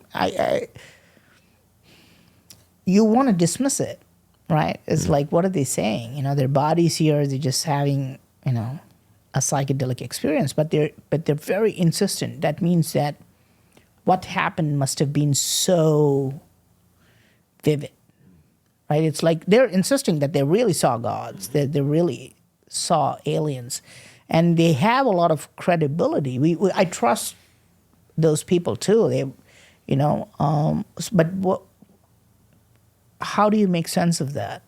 You know, it's very hard because I'm clean as a whistle. I don't do anything. You know, I don't take any mind altering substance. I never, you know. So, yeah, you're drinking room temperature water. yeah. No coffee this morning. I ate too much rice and I'm sleepy. 24-hour plane flight. You got to be jet lagged. You're drinking room temperature. It's fantastic. Yeah. Room temperature water. Yeah, that's great. Good for you. Yeah. Good for you. So it makes me wonder, like, what are they talking about? Are they just talking about an experience? It's one thing to say my mind expands, or you can say I became more creative. That's fine. But they're literally saying they just went and saw gods. Like, what do you make of it? I mean, what I make of it is that that's what psychedelics can foster, can manifest, and that connection with God is an experience that people have on psychedelics, and so it's very difficult to convince people that an experience wasn't real if they're the ones who have experienced it. And so, yeah, I mean, and then the word God gets misinterpreted as these other things, and then we create stories about them. But yeah, I think that potentially some of the earliest sacraments and rituals would have been using just natural plants and fungus that would have existed for the last several 100,000 years amongst humans. And I mean, we talked about the monkeys eating them. At one point, we were monkeys that were eating them. And well, wouldn't that be temporary though? Like after it's gone, it's like drinking, I would say. Yeah, no? but you don't forget that experience. It's very different than drinking. So I mean, drinking, of course, the no medicinal qualities. It's just essentially, you know, toxin and poisons you. Whether we want to admit that or not, but with things like psilocybin, there is medicinal benefit to that. I mean, you cure trauma, you cure PTSD, you cure addiction. Oh, you cure them. Yeah, wow. Absolutely. Yeah, those things are all very treatable with psychedelics, and so this is now being studied around the world. I mean, this is proven. This is science. This isn't anything woo that I'm talking about here. It's time that we start talking about this because the medicinal benefits are now proven scientifically to treat things like addiction, like all forms of mental illness, and so and the substances themselves are non-addictive. There's not a withdrawal period. And so if you're an alcoholic or you're addicted to something like marijuana or meth or alcohol or coke or whatever it is, a single dose of psilocybin can completely cure you of your addictive nature, your addictive personality, or your addictive traits to those substances. Yeah, it's now, and so I think that, you know, if we go back throughout history, I think that the medicinal benefits of some of these substances would have been known to ancient people and would have been used medicinally to treat people with mental illness. Or mental illness is a taboo word. My wife keeps telling me that I got to stop saying that. But yeah, no, it's. I think that and when you do experience something, as opposed to just being told something and learning some story, if you're the one who's truly experiencing a reality that's realer than real, as real, if you're, you know, then that's very powerful to people. And so if they are seeing something, if they've seen, you know, in South America, the jaguar or the fang deity, and you know, we see that kind of experience from ayahuasca happens all over the place. So. Yeah. And you get enough people seeing the same thing, it gets very difficult to convince people that they're not, you know, that they're not real. Yeah, for sure. Is it real? It's very, it's kind of unreal to me. Yeah. You know, that they're laying on the couch. Yeah. But they're also insisting that they've gone and see. And again, you know, I've heard, I've worked with them. It's just, I don't take any of it. And they say the mushrooms talk to them. Huh. Okay. Okay. Have you heard of that? I The have not. mushrooms, literally, the golden teachers talk to them. They be like, you have to do this, and then you get better. It's literally the golden teacher telling you, and we're not seeing. And again, it's not a metaphor. It's not an imagination. They're insisting that a mushroom is literally telling them. Yeah, I don't think people are hearing voices and having the mushroom actually open its mouth and talk to them. But what people are doing is having experiences that where they see things in a new way. Yes. And so what it does, it lights up your neural pathways, and it makes connections that would have not otherwise been made. And so you're able to gain understanding about things in ways that you wouldn't have gained understandings in the past without them. And so it literally, if you were to look at it under a brain scan, it lights up your neural pathways and makes all different types of connections. So people who have damage to their brain, if you haven't been able to dream in a decade or 2 decades, people are reporting that they're dreaming again for the first time in their entire lives. And so what it does for people is my understanding is that it creates these awakenings and realizations. And so you were talking about the monkeys earlier. I mean, it could be a way that monkeys are literally evolving right in front of our eyes, potentially by having more awakenings and understanding the nature of reality as it truly exists around them, not based on stories but more based on what's actually the reality that exists around you, and being able to observe it and recognize it in a new way. So it's the science there is quite compelling, and the research is quite overwhelming at this point that there are medicinal benefits to certain psychedelics. Are the mushrooms really talking to us? No.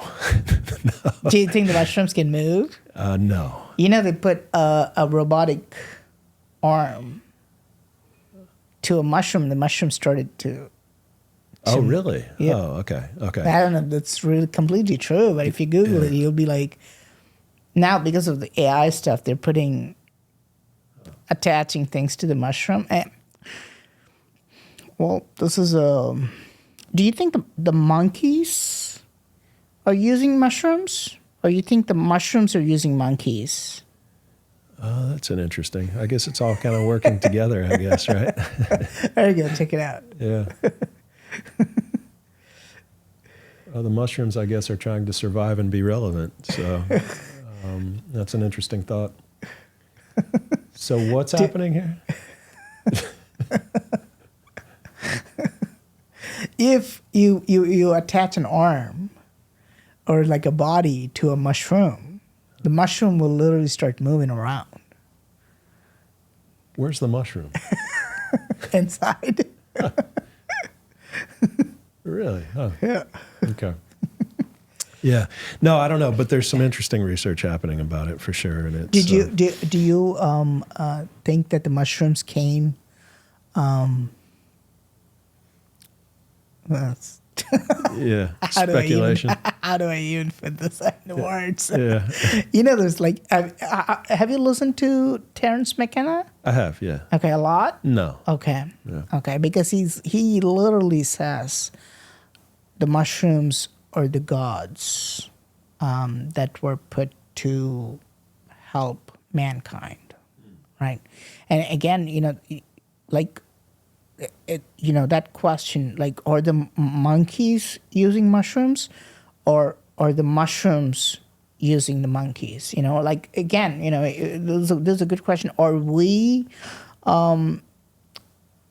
using plants, or are plants using humans? Right? If I'm a plant, if I'm a tree, right? That's exactly what I would do. Just because I'm a human, I'm thinking, I get the apples from this tree. I'm going to use the bark, blah, blah, blah. But if I'm a tree, I'd be like, okay, what is this human like? What do humans like? Let me make delicious apples. So these guys are going to pluck the apples and then they eat. Now, why is it giving me apples, right? Why? Because why is it giving monkeys the apples, right? So because it knows that the monkeys will eat the apples. it knows that the monkeys will eat the apples, then they go to a far off place and then they defecate. And then the apple tree, the seed never gets destroyed. So the seeds will grow there. So the tree is actually using the monkey to spread its genes, right? Literally, right? That's Sure. what it is. We are dependent on the plants. The plants are not dependent on us, right? So if all humans die, the world would become more greener, right? So, but if all the plants die, how long will we survive? We literally won't have anything to live on. So the idea that I don't think we are farming plants and crops and trees. I think they're manipulating us, right? They know, okay, so let's give these guys some flowers so these guys will take us everywhere and start planting, right? So, yeah, right? So let's make some coffee beans so these guys can be awake. Now these guys will take us and go and plant us in India and then Indonesia, right? Literally, right? So and this is the idea that, again, the psychedelic mushrooms too, they're literally using humans, right? That's what Interesting. Yeah. I mean, they're teaching us too, right? They'll be like, okay, let me give him this trip, right? He's going to consume me, and I'm going to give him this trip of a lifetime. So this guy is going to go and tell everybody about it, and now I get to be the mushroom everywhere, right? So I'm going to be world famous. Right. Right? Interesting. Yeah. So pyramids. So there's we have pyramids obviously in South America. We have pyramids in Egypt. Do we find ancient pyramids in India as well? Yes, we do. Yes, we do. So the mainstream narrative is that we have the oldest pyramids are all in Egypt, right? So the most ancient pyramid was built in Egypt 4,600 or 4,700 years ago. This is the Saqqara or Djoser pyramid, right? But we have a pyramid in a town called Bareilly in India, which is much older. Today this is called Bhim Ki Gada, but the original name of this place is Ahikshetra, and ancient texts mention about such a site. This is at least 5,000 years ago. So we have a Hindu pyramid in India that predates the oldest pyramid in Egypt. And the mainstream narrative, right? So the mainstream narrative is Egyptians were building pyramids, but what we see around the world is I think what we see around the world is all pyramids. For example, I would argue that there are many, obviously Egypt has, some of the best well-preserved pyramids, no doubt. But we have these pyramids made out of dirt or mud. These are called mounds in the U.S. We have Mayan pyramids in Mexico, right? And others, South America and Central America. And if you look at the temples in India, they're also actually pyramids. If you Google Brihadiswara Temple, one of the most popular Hindu temples in India. How do you spell that for Ryan? Brihadiswara,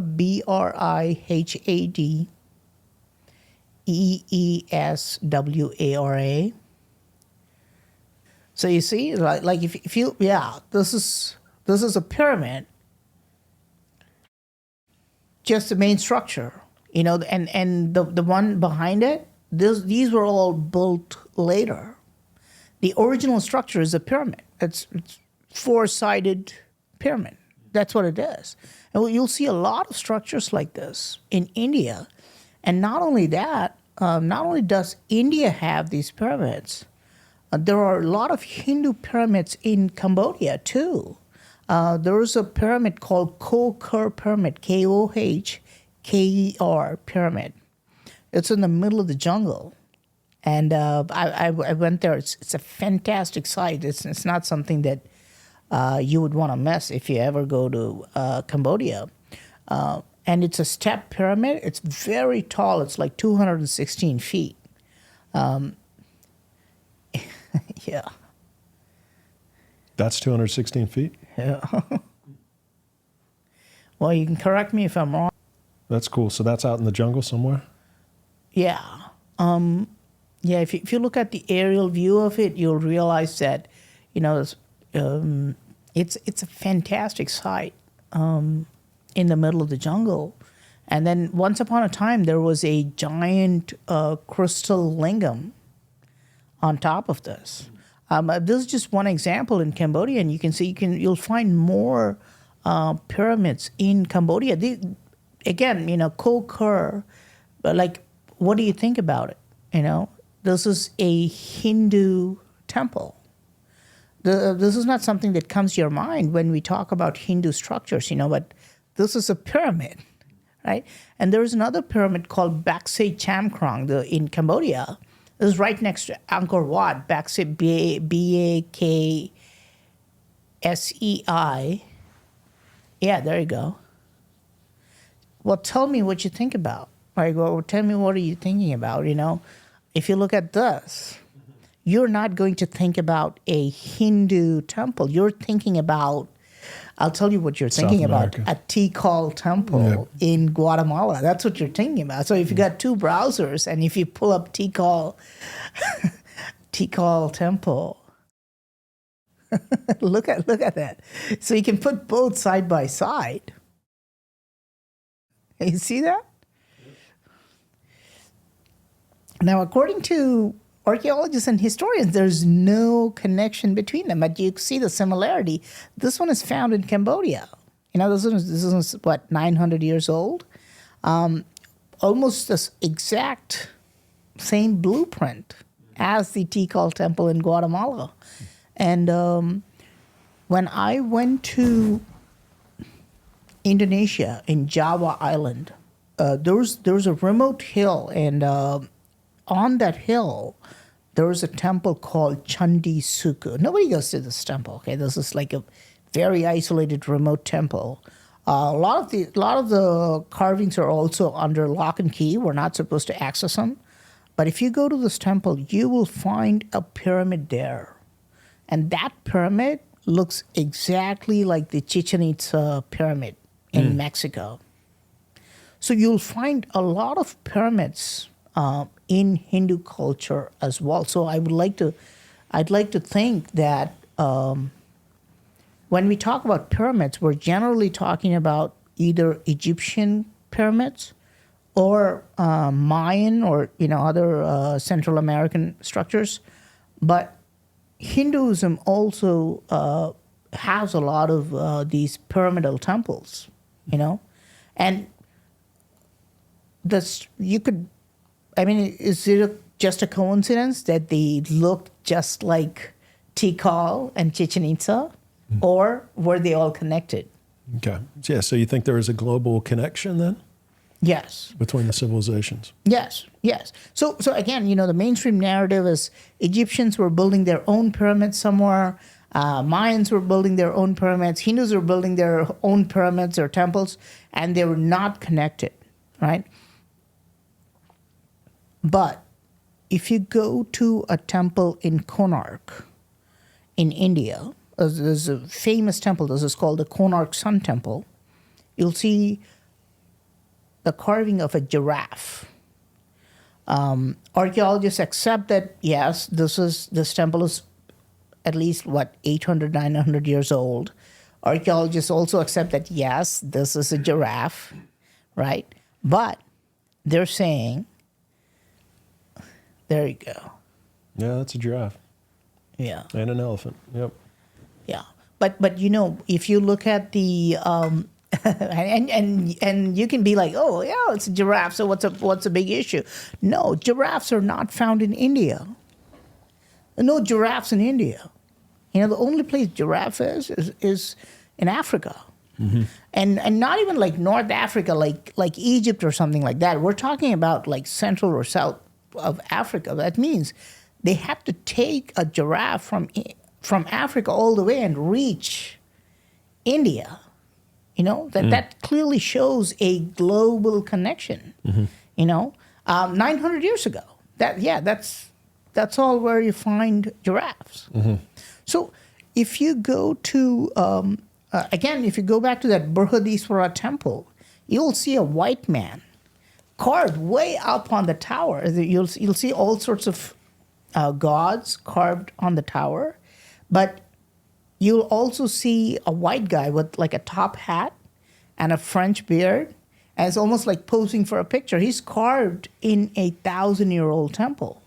That means there must have been a European connection there, And if you go to temples of Kanchipuram, you'll find carvings of Chinese people. And if you go to Hoysala temple, you can find Egyptian, like people with Egyptian costume carved in that temple. So this was evidence that, 900 years ago or 1,000 years ago, there was a global connection. People were like communicating, interacting. They were like what we're doing right now, right? We don't care about like I'm able to talk to you, I'm able to come and see you, But they were doing this 1,000 years ago too. Yeah, it's pretty cool. Yeah, the connection that gets me is the connection between North and South America and the rest of the world, because it should have been, cut off. I guess the European thing between Africa and India could have been trade routes potentially. I mean, you can, yes. Yeah, but yeah, when we start seeing the same thing in South America as we do all over the world, that's very, very compelling and interesting for sure. Yeah. Okay. Yeah. So you wanted to talk about the the sound technology was one thing that you mentioned that I didn't really know a ton about. Can you educate me a bit on that? Okay, so in Hindu temples, in many of the Hindu temples, on the walls, you will have something called a sound round. I call it the sound round. I don't know what the original name of it was.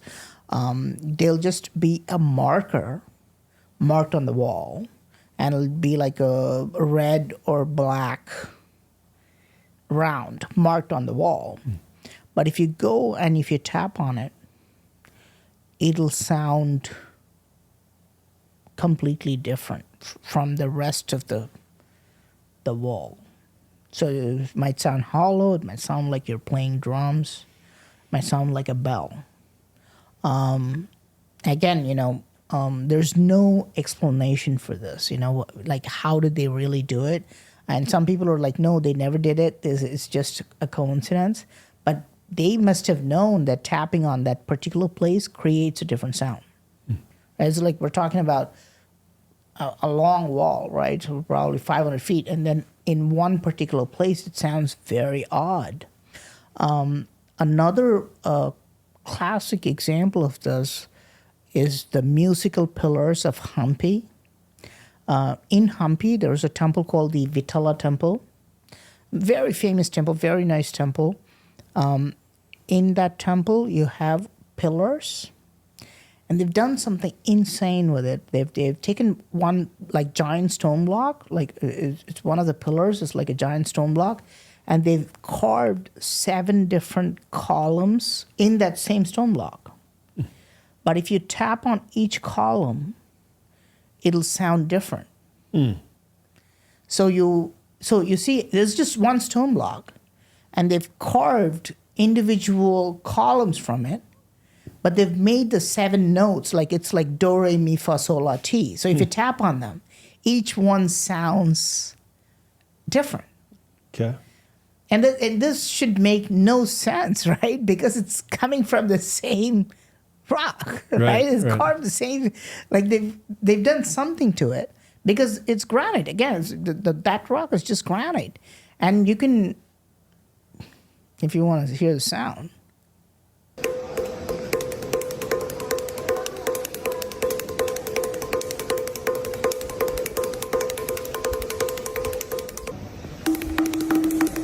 So they're not hollow? They're not hollow. Yeah, no. So they're different thicknesses?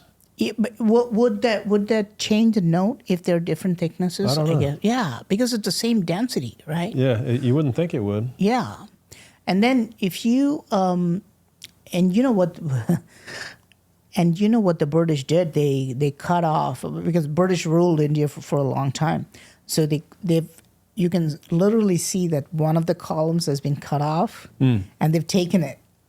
And they say it's in the British Museum or the warehouse. Okay. Because they don't know how they did that. You know, they take one large stone block and they carve it in a certain way that it makes music. And Hampi is really crazy because there will be a pillar in the temple. And on that pillar, there's a man carved like he's playing drums. And if you tap on that pillar, you will hear drums. So there will be a carving where people are like playing, like a bell. And if you tap on that pillar, you'll hear the bell ringing sound. Okay. So they've done some really weird, things with sound technology. It's still unexplainable because it's just one rock. Right. Have you tapped on these yourself? Yes. Yeah. I've made a video about it. I even have the audio on my channel. I could only get the audio from the archaeological department. They gave me, and I worked with them, and we were getting the audio from.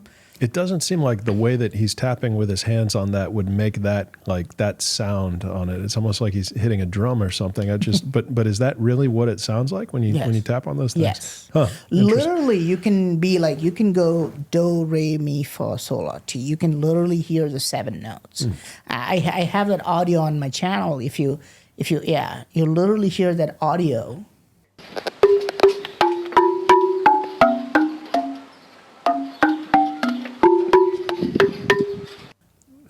That's real. With your hand. Yes. That's real music, yeah. That's the actual sound. Your fingertips tapping on granite sound like that? Yeah, your knuckles, yeah. Your knuckles. Yeah. And you can also see that they've cut one of the columns. You can see, I show the whole thing in my video, and I even show you, how some of the pillars have somebody playing drums, and it sounds like drums. All sorts of weird things, And these you feel like are much older as well? I think so. Yeah. In my opinion, they're much older. But that's not the mainstream narrative. Right. Again, in another temple, this is called the Darasuram temple. It has a set of 7 steps made out of one rock. It's like you can literally walk down those 7 steps. And if you take a tiny rock and if you drop it from the top, it'll just fall from one step and the next step. And again, it creates that 7 notes, like the do, re, mi, fa, sol, la, ti. Wow. This is it's just one solid piece of granite. So how do you create something like that? Yeah. What kind of technology can we even think of? None. To create this kind of sound technology. Again, if you really go to the villages and if you talk about these kind of things, they are all they're talking about acoustic levitation. Today we call it acoustic levitation. You can lift something up using sound waves. And they're talking about it in the villages. They don't know anything about it, right? They don't know about modern acoustic levitation, but they're like, oh no, this is not how these guys lifted these rocks. This is all nonsense. We were not carrying them with elephants and horses. They were using mantras. They were chanting, and they were levitating these rocks and placing them in different positions. They were able to soften the rocks. They would literally they would take a large piece of granite and they would chant mantras. They would have a group chant, and that would soften up the rocks, and they could literally alter the density. This kind of stuff. So it's wild. Again, we're talking like 1,000, 2,000 years old things, right? So there's no difference between science and spirituality. It's all tied in together. You know, so they talk about how the mantras or chants or sounds or vibrations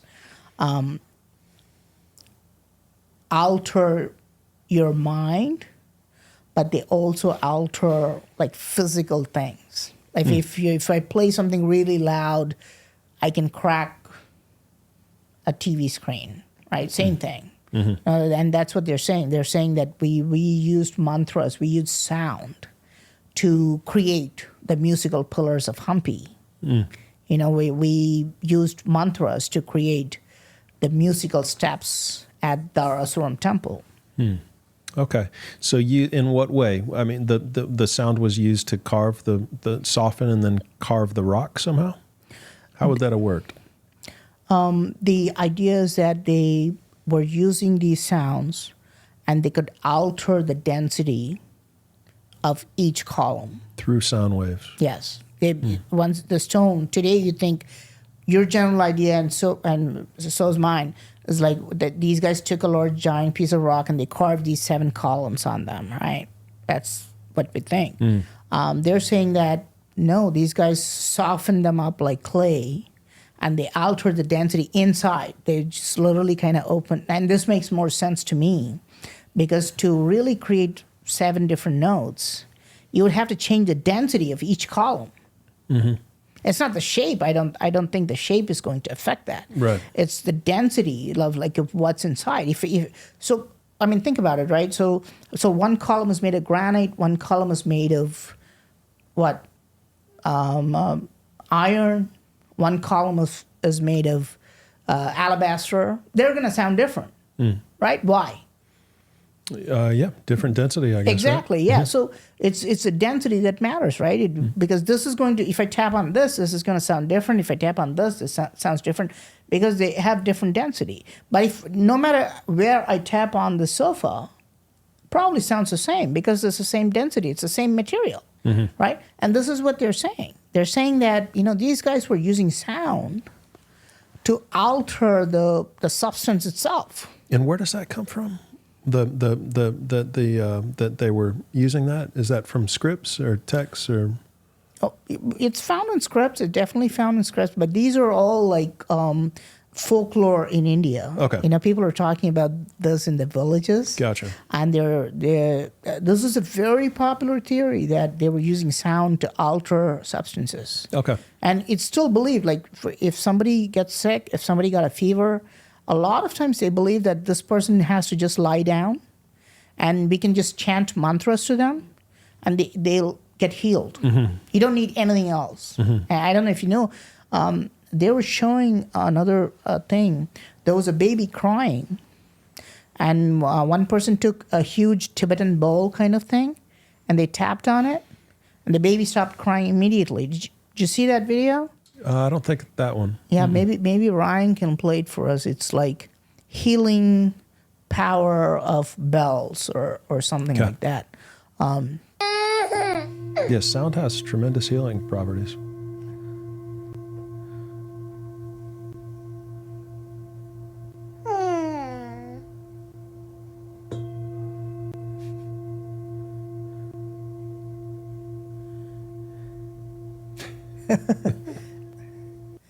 And you know, I mean, those, Yeah. we know this. I mean, it's no secret to us that, you know, like we listen to music to make ourselves happy. You know, we know this. We know how we make music. We know, like, we listen to mating calls of birds. It makes us happy.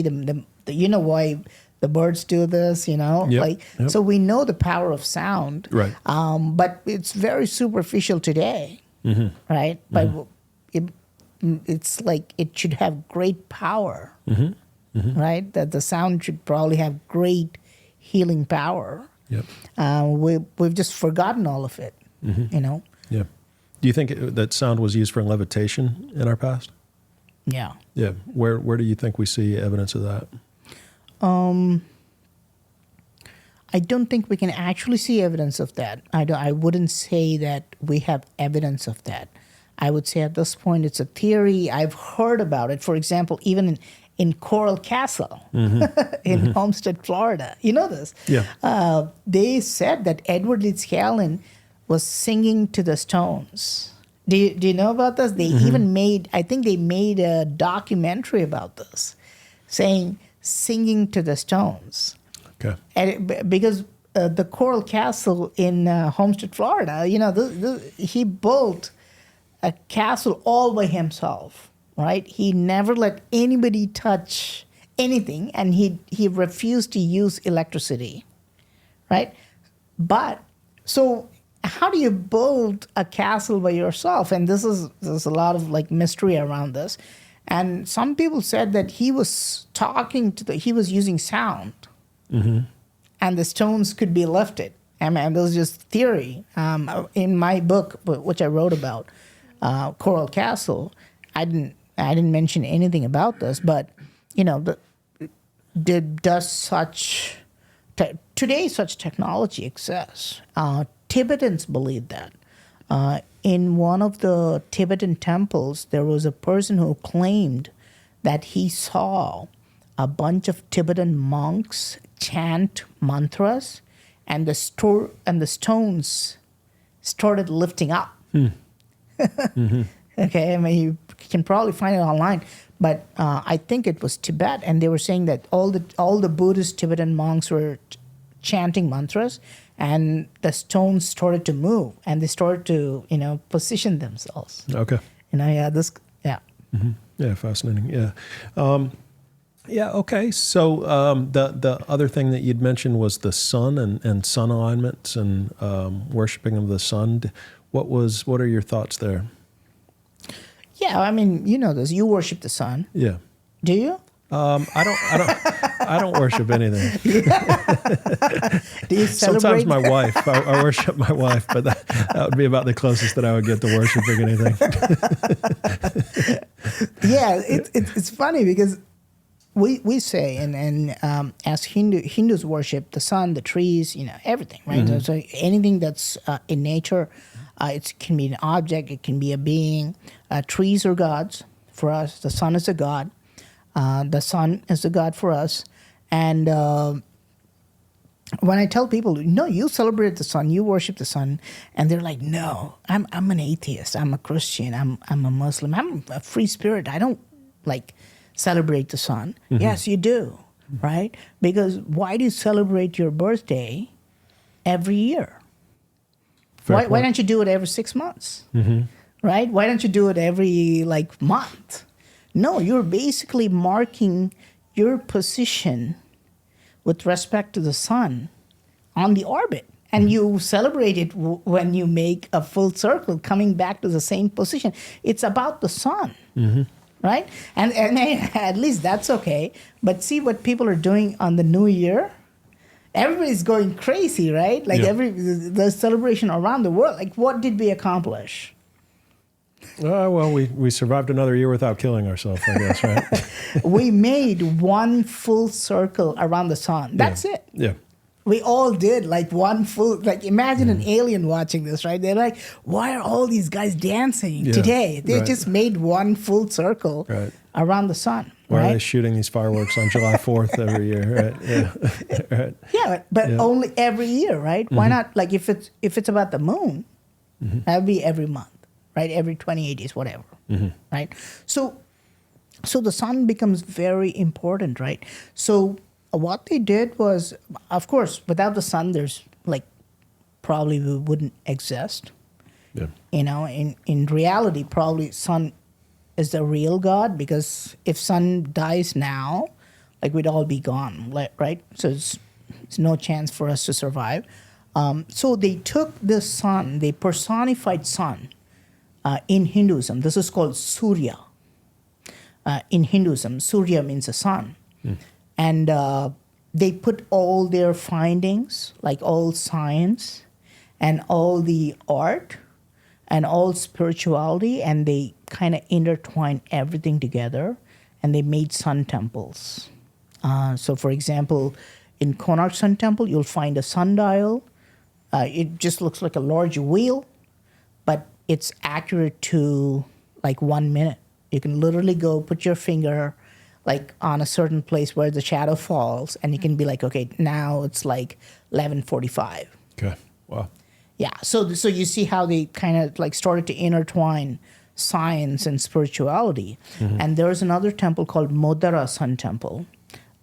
It's a fantastic temple, and if you go there on summer solstice, again, a solar event, right? So if you go there on summer solstice, your shadow will not fall on the ground. It sounds like, pure science fiction, right? But how did they accomplish this, right? Yeah, if you see that on summer solstice day, sun shines directly above the temple at noon, casting no shadow. And this only happens on this day, right? How? Because these guys knew about the Tropic of Cancer.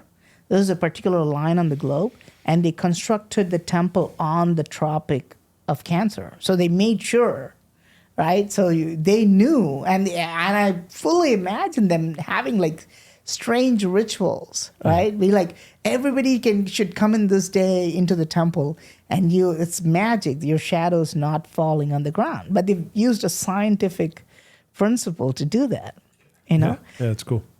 Yeah, and then again in equinox, on both the equinoxes, the very first, and I've checked this with my compass, it's the alignment is perfect. On the equinox, the very first rays of sun will fall on the idol of the sun god. So the alignment of the entrance and the way the temple is positioned is that the very first rays of the sun will go and will fall on the statue of the sun god. So this is kind of like, they putting everything together, right? So this is like they knew the science, and they could also make it really artsy. Like they could make it artistic, and they could construct the whole thing. And this is the beauty of mixing science and spirituality there. Yeah, fascinating. Yeah.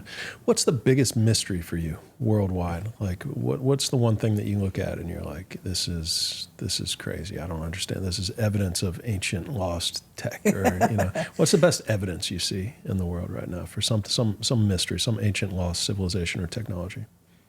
To me, I'm always fascinated about the origin of mankind itself and the origin of life. Very fascinated by it. I'm like, how did life get on Earth, right? Like we know all the theories, but it just doesn't seem natural. There's literally no possibility for life to be created on its own. How do you mean? But just like, how did the very first microbe or whatever? Yeah, to know that, I guess we have to know what is life, right? Yeah, we got to know what is it, and what is it that we're even talking about. So what is life to Praveen Mohan? Things that don't follow Newtonian physics.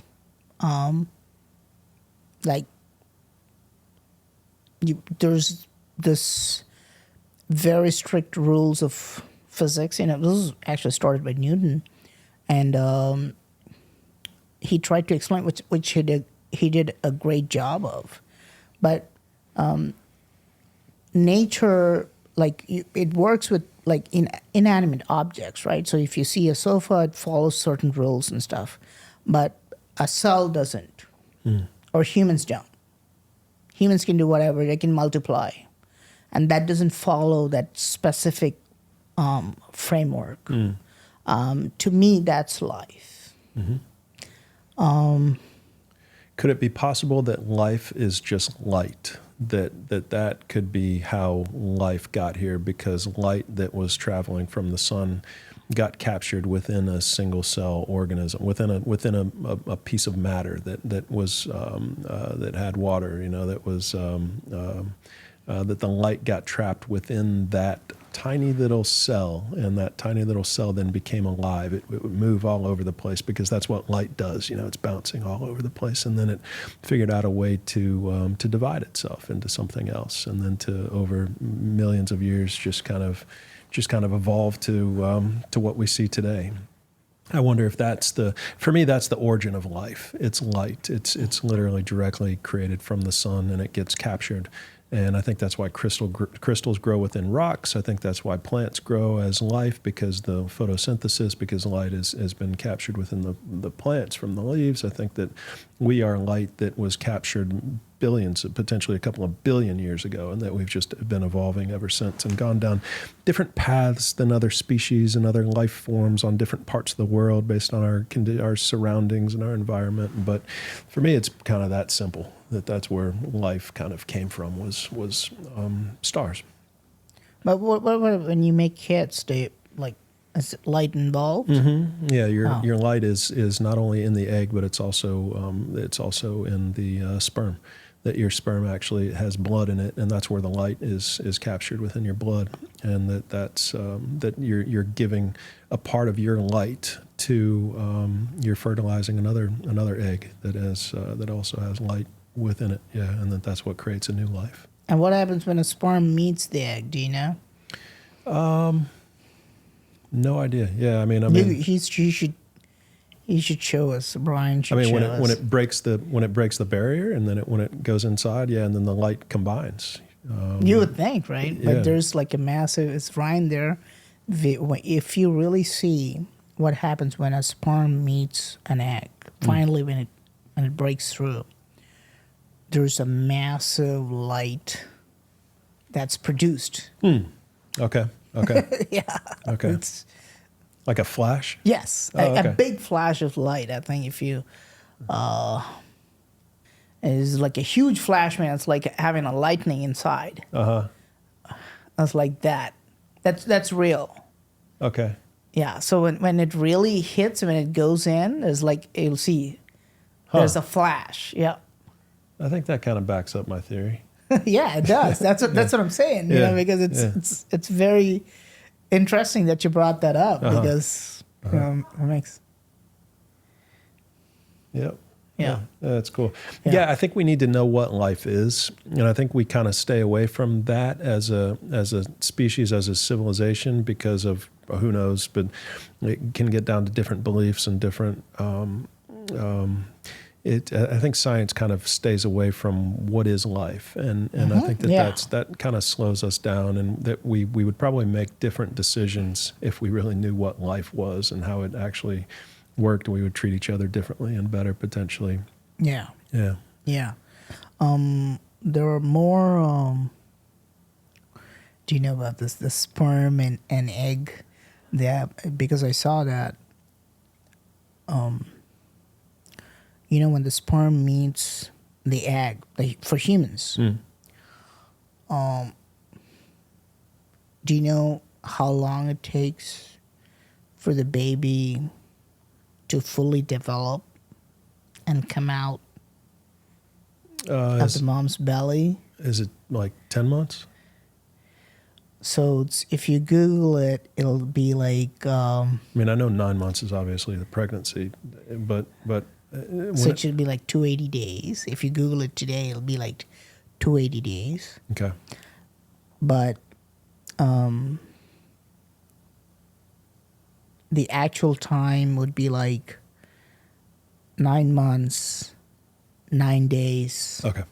9 hours, 9 minutes. Oh, really? And 9 seconds. Okay. That's like the full term Okay. of the baby. Okay. Yeah. So it's like, and this is coming from like Hindu mysticism. A lot of people don't know this, but I think today it'd be like, oh, it's like approximately 280 days or whatever, but it's actually that term, that 9 months, 9 days, 9 hours, 9 minutes and 9 seconds. And incidentally, the cow, the god, guess how long the calf has to remain in the cow's belly 9 months, 9 days, 9 hours, 9 seconds, 9 minutes. Yeah. Okay. You should know that. I did not know that. It's called the gestation period, Okay. where the baby is formed, and it takes that time to fully develop. It's the same for cows and humans. And it's like, there may be real scientific reasons behind this, because if you look at a woman's menstruation, I try not to.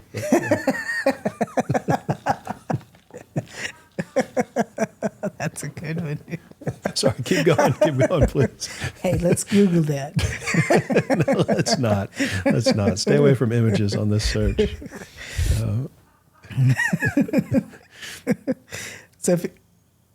So if you look at a woman's menstrual cycle, Yep. it just follows the moon's cycle around the earth. That's what it does. Right.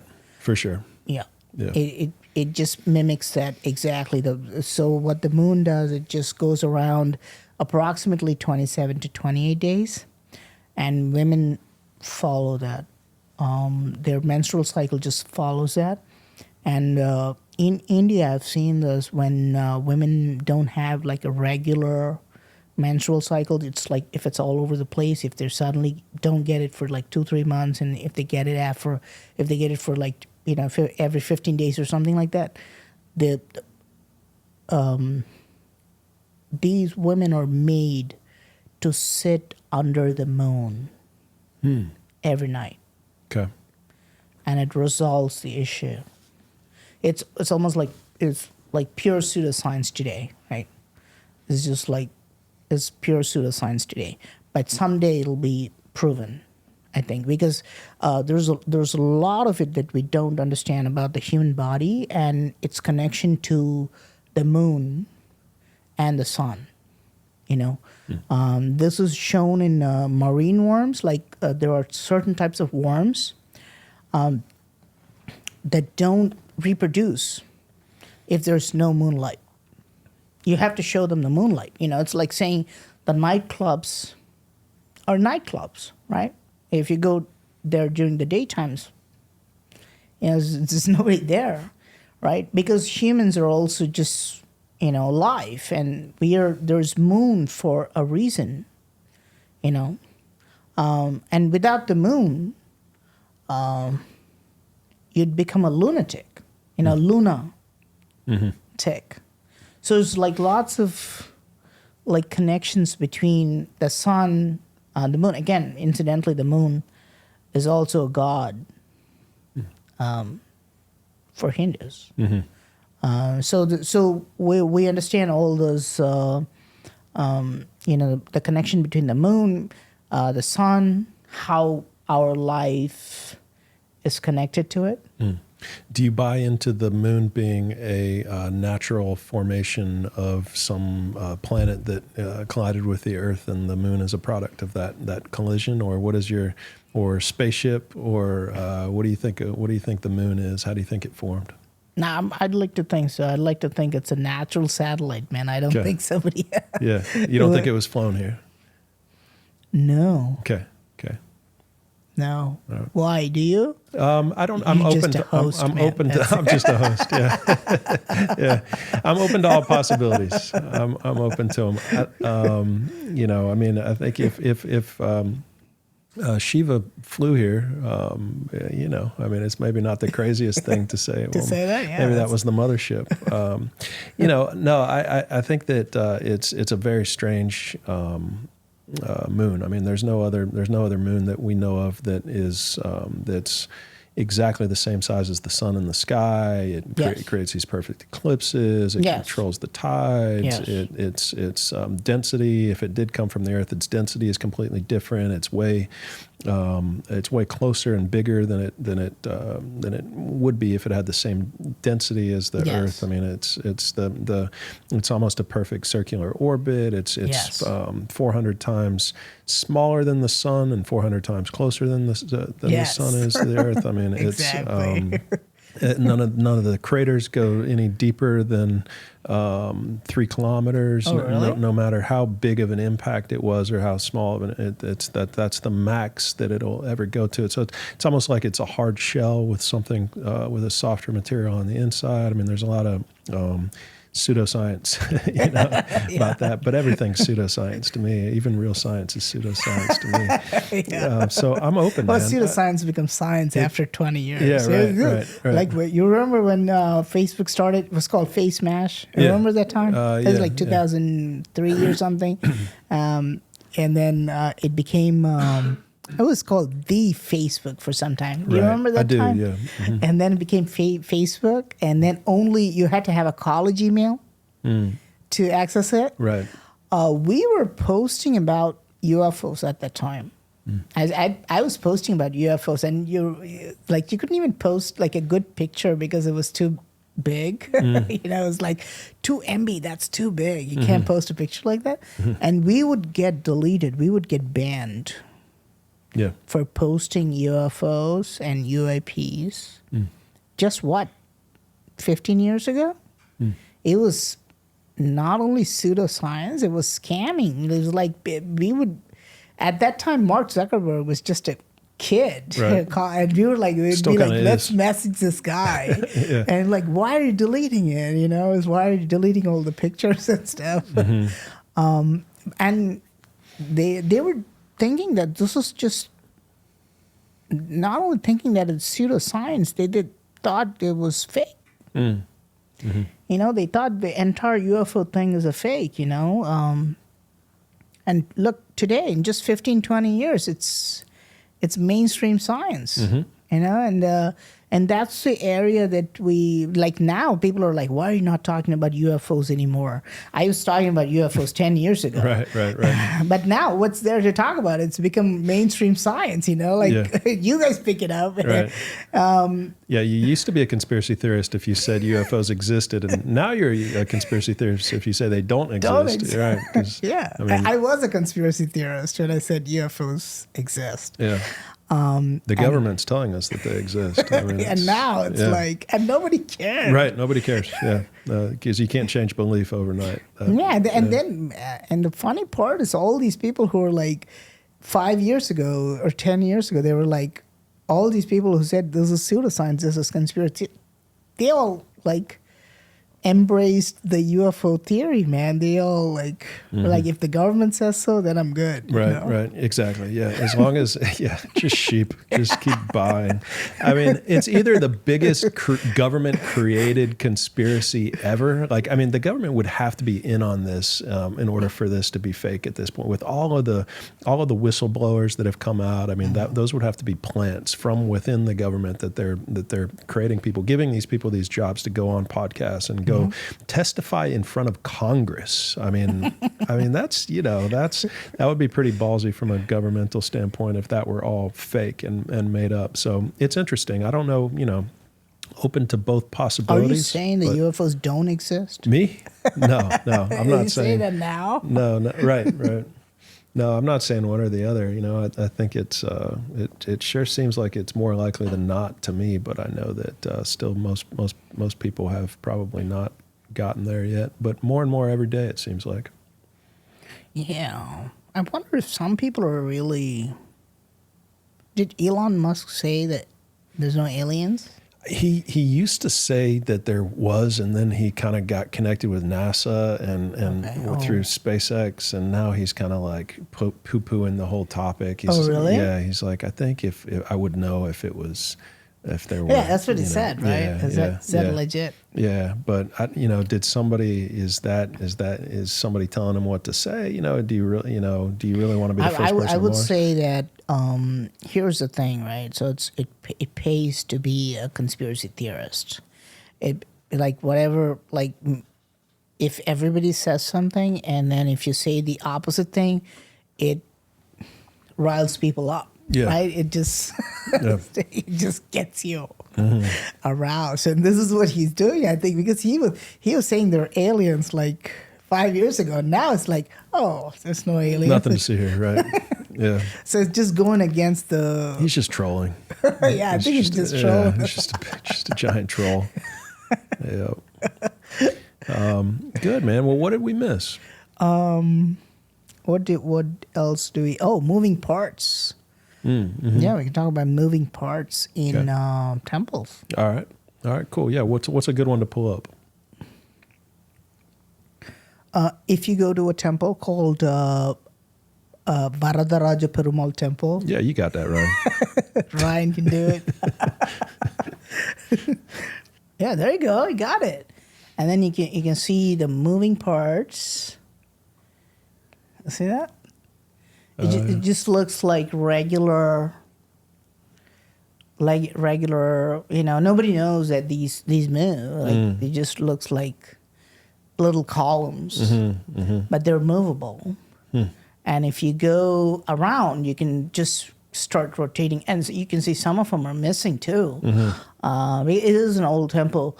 And there are also chains. There are lots of moving parts. Like if you see there on top too, these are all moving parts. You can't even reach them, but they've put these moving, like rotating structures there. Some of them have been cemented together now.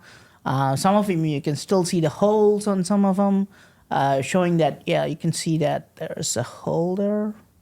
There you go. A lot of weird things, and you can also see and you see that? That's made of stone too. That's in India. And that's made of stone too. That's in Bangalore. And that's a rotating pillar. No longer rotates. This is in Channakeshwar Temple.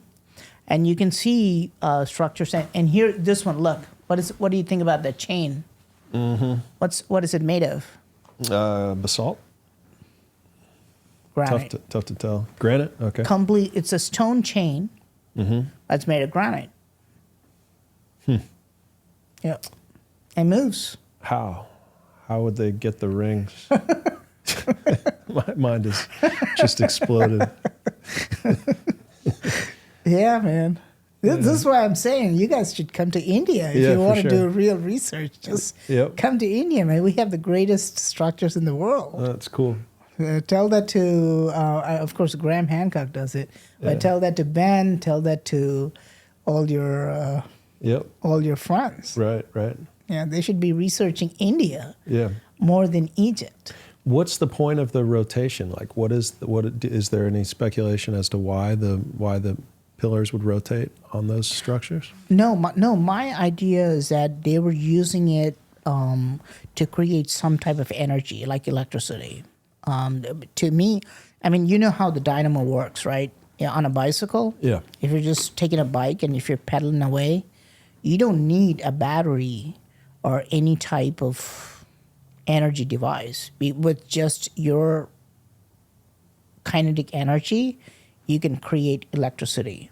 So this should be one of the reasons. I mean, I can't think of anything else. I mean, it would be like a kind of like a micro amount of energy, and I wonder what they would be using it for, right? But you could literally create energy this way, or you could literally create electricity this way, and use it for something, right? And this is what they're doing in Japan, I think. In Japan, they've put on these weird things in the floor where you just walk and you're creating energy, and they're using it for something else. So a lot, and now 10 years ago, I thought only certain temples had them. Now, the more I look at these temples, I realize that every temple, ancient temple, not the new ones, every temple has a moving part. And that's mind-boggling to me, right? That's like really crazy. It's a solid piece. Hey, did you know they had a rotating megalithic door, a moving door in the Great Pyramid of Giza? They had it once. There's like historical evidence of that. There was a Greek explorer 2,000 years ago. I forgot his name. he went to the Great Pyramid of Giza and he found this door. It's like a moving stone door. And he used it.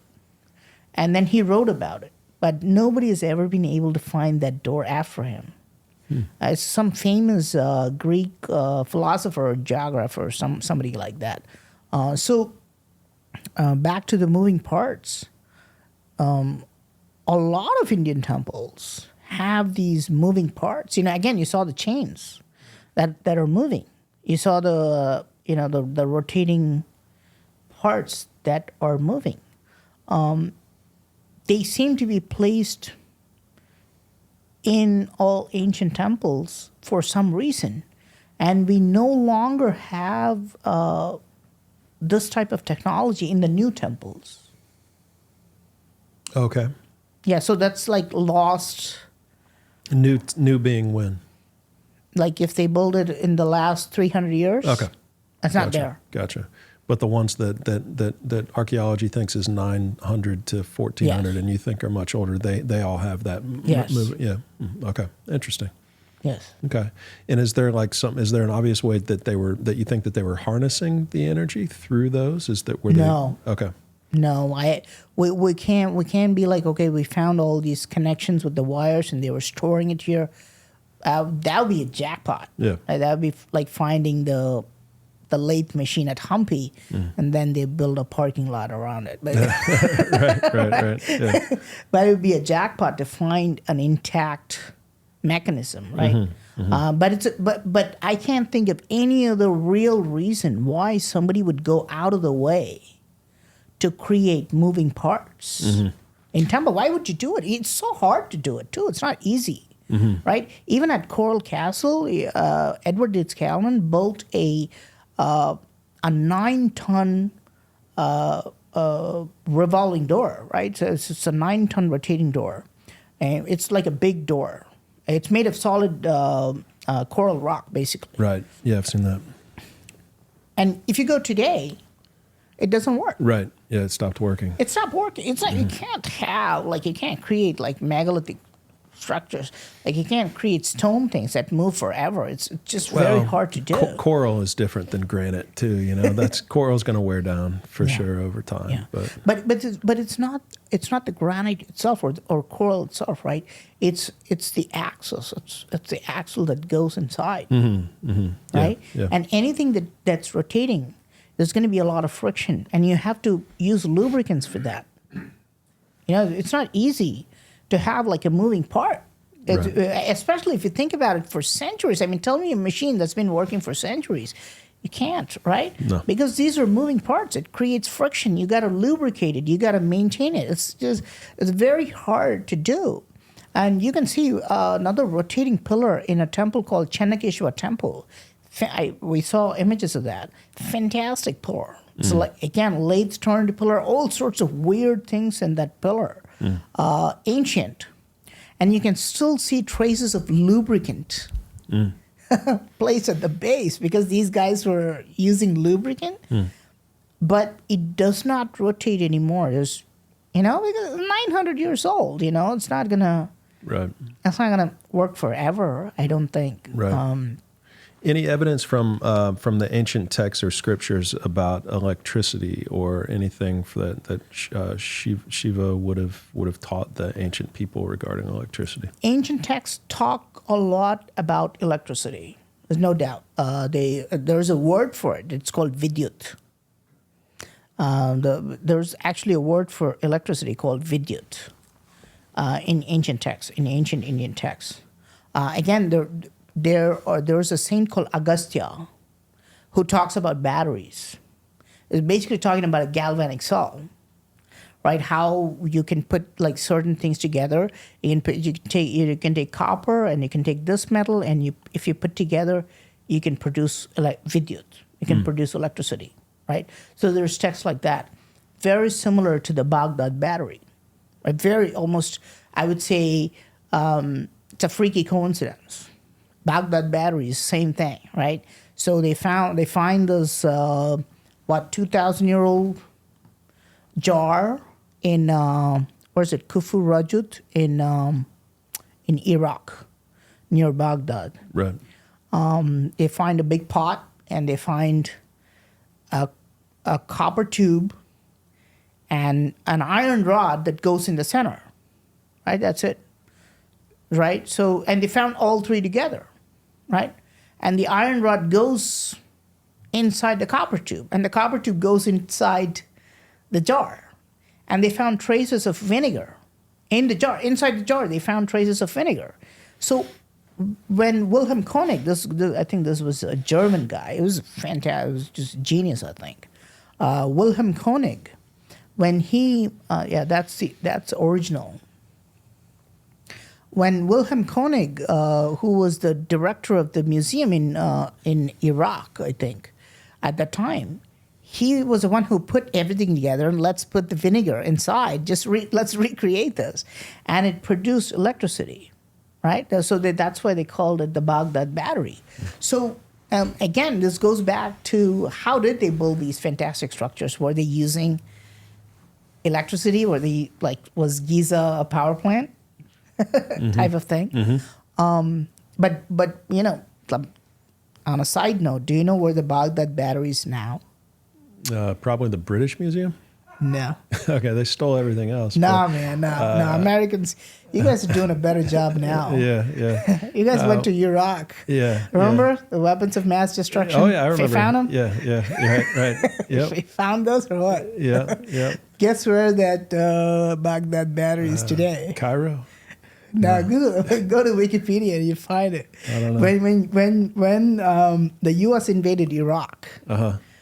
Well, we looted the Baghdad battery. They just missed. It's missing. Oh my God. Oh, okay. Wow, that's crazy. So someone stole the Baghdad battery. Someone has it today. Probably the U.S. government. They probably want to test it. I would say. I'd like to think so, or unless it's with some private collector. You would think 20 years later you would have been able to test it by now. No, they're not going to tell us. Yeah. It would be like, oh, I'm going to test it and then tell the world. Right. That's not how Right. military works. Right. Right. Huh. So yeah. So it was in Baghdad. What was it, in a museum or something there? Yeah. Wow. Yeah, That's good job, Americus. That's great. Really classy. Yeah.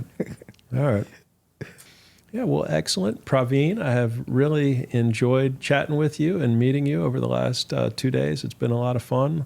Learned a lot. Really cool. I didn't know much about India and the history involved there. So to hear about it direct from you and to hear your take on it, it was really, really cool. Really fascinating stuff. So I know the audience will enjoy your perspective, and I really appreciate you, man, traveling 24 hours on a plane to get over here just to talk to me. And you got to be jet lagged, so you're doing a tremendous job to even be awake through all of this. So can't thank you enough, and hope to connect with you again in the future. Thank you, man. And this is a time where I get to promote my stuff. Yeah, right. For sure. Yeah. I would like to sell my all my products, my meditation courses, my books. I just haven't created any. Okay. There's nothing, and I'm literally like, I feel like an idiot because I'm not selling anything. I don't have anything to sell, so it really sucks. That's hilarious. But it was great. I mean, I had great fun talking to you, meeting you, and Ryan too. Yep. And Joe, you have a fantastic office. Very, very impressed by the culture at Beall's. Fantastic, cool. Really. I'm so happy to have come here. And you guys watching us, I hope it was good. And do check me out. All I have is just search Praveen Mohan on social media. You'll find me. I'm not selling anything, but hopefully at least in a year I'll put something together. I feel kind of ashamed. Mm-hmm, mm-hmm. Well, you got great content on your channel, so you've got that to share with people. Your YouTube channel is what, 1.9 million or so? It is now 1.9. 1.9 million, yeah, fantastic. Really 2 million this year. Yeah. Nice, yeah, that's awesome. And other social media channels? Same, yeah. Praveen Mohan on YouTube, Facebook, Instagram. I'm not on Twitter, I don't think. Just Google me if you find me. Yeah. Just my name, Praveen Mohan. Yeah, cool. Yeah. What's up next for you? What are you going to research or dig into next? We have done a lot of traveling. We have to go back to Indonesia. We're going to Thailand. we're just trying to cover the ancient temples in Southeast Asia. I'd like to finish it in the next 4 or 5 years. This is a long process because we got some of the fantastic temples in Southeast Asia. I would like to cover all of them. So those we got a lot of other things too coming up. A lot of TV shows. I'm trying to write a book and so on and so forth. But mostly, I would think I would like to focus on Southeast Asia and the ancient sites there. Really like to document everything because all this stuff that I showed you, the moving parts, the musical pillars, I was the first one to show them. So, and today, if you search for them, you'll find a lot.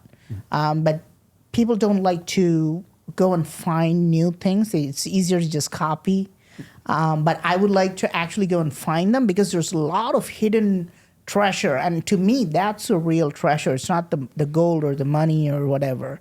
But to me, the real treasure is the technology of the ancient people, how they built these fantastic temples, what was their thought process. That's a real treasure, and I would really like to uncover them and discover new things and just showcase that to people, to the general public, for them to be like, wow, these are amazing temples. So now I've planted a seed in your mind about ancient Hindu temples and Buddhist temples in India and Southeast Asia. I'm sure someday, right, it'll grow, and then you'll come and visit them. That's all Absolutely. I want. Yeah, cool. Love it, man. Great message. You're doing a great job of spreading a lot of really cool knowledge. You got your personality's infectious, so really, really cool. You're really just great to meet you. Great to spend time with you over the last couple of days. Really, really enjoyed it, and I know we'll be in touch. And now we're gonna maybe talk a little bit of vases for your channel. So I'm excited about that too. So Thank you, man. yeah. If you're finishing up this episode on Limitless, go over to Praveen's channel and check out the episode on vases. So yeah, appreciate your time, brother. Yeah, thanks for having me. Yep, for sure. All right, awesome, man.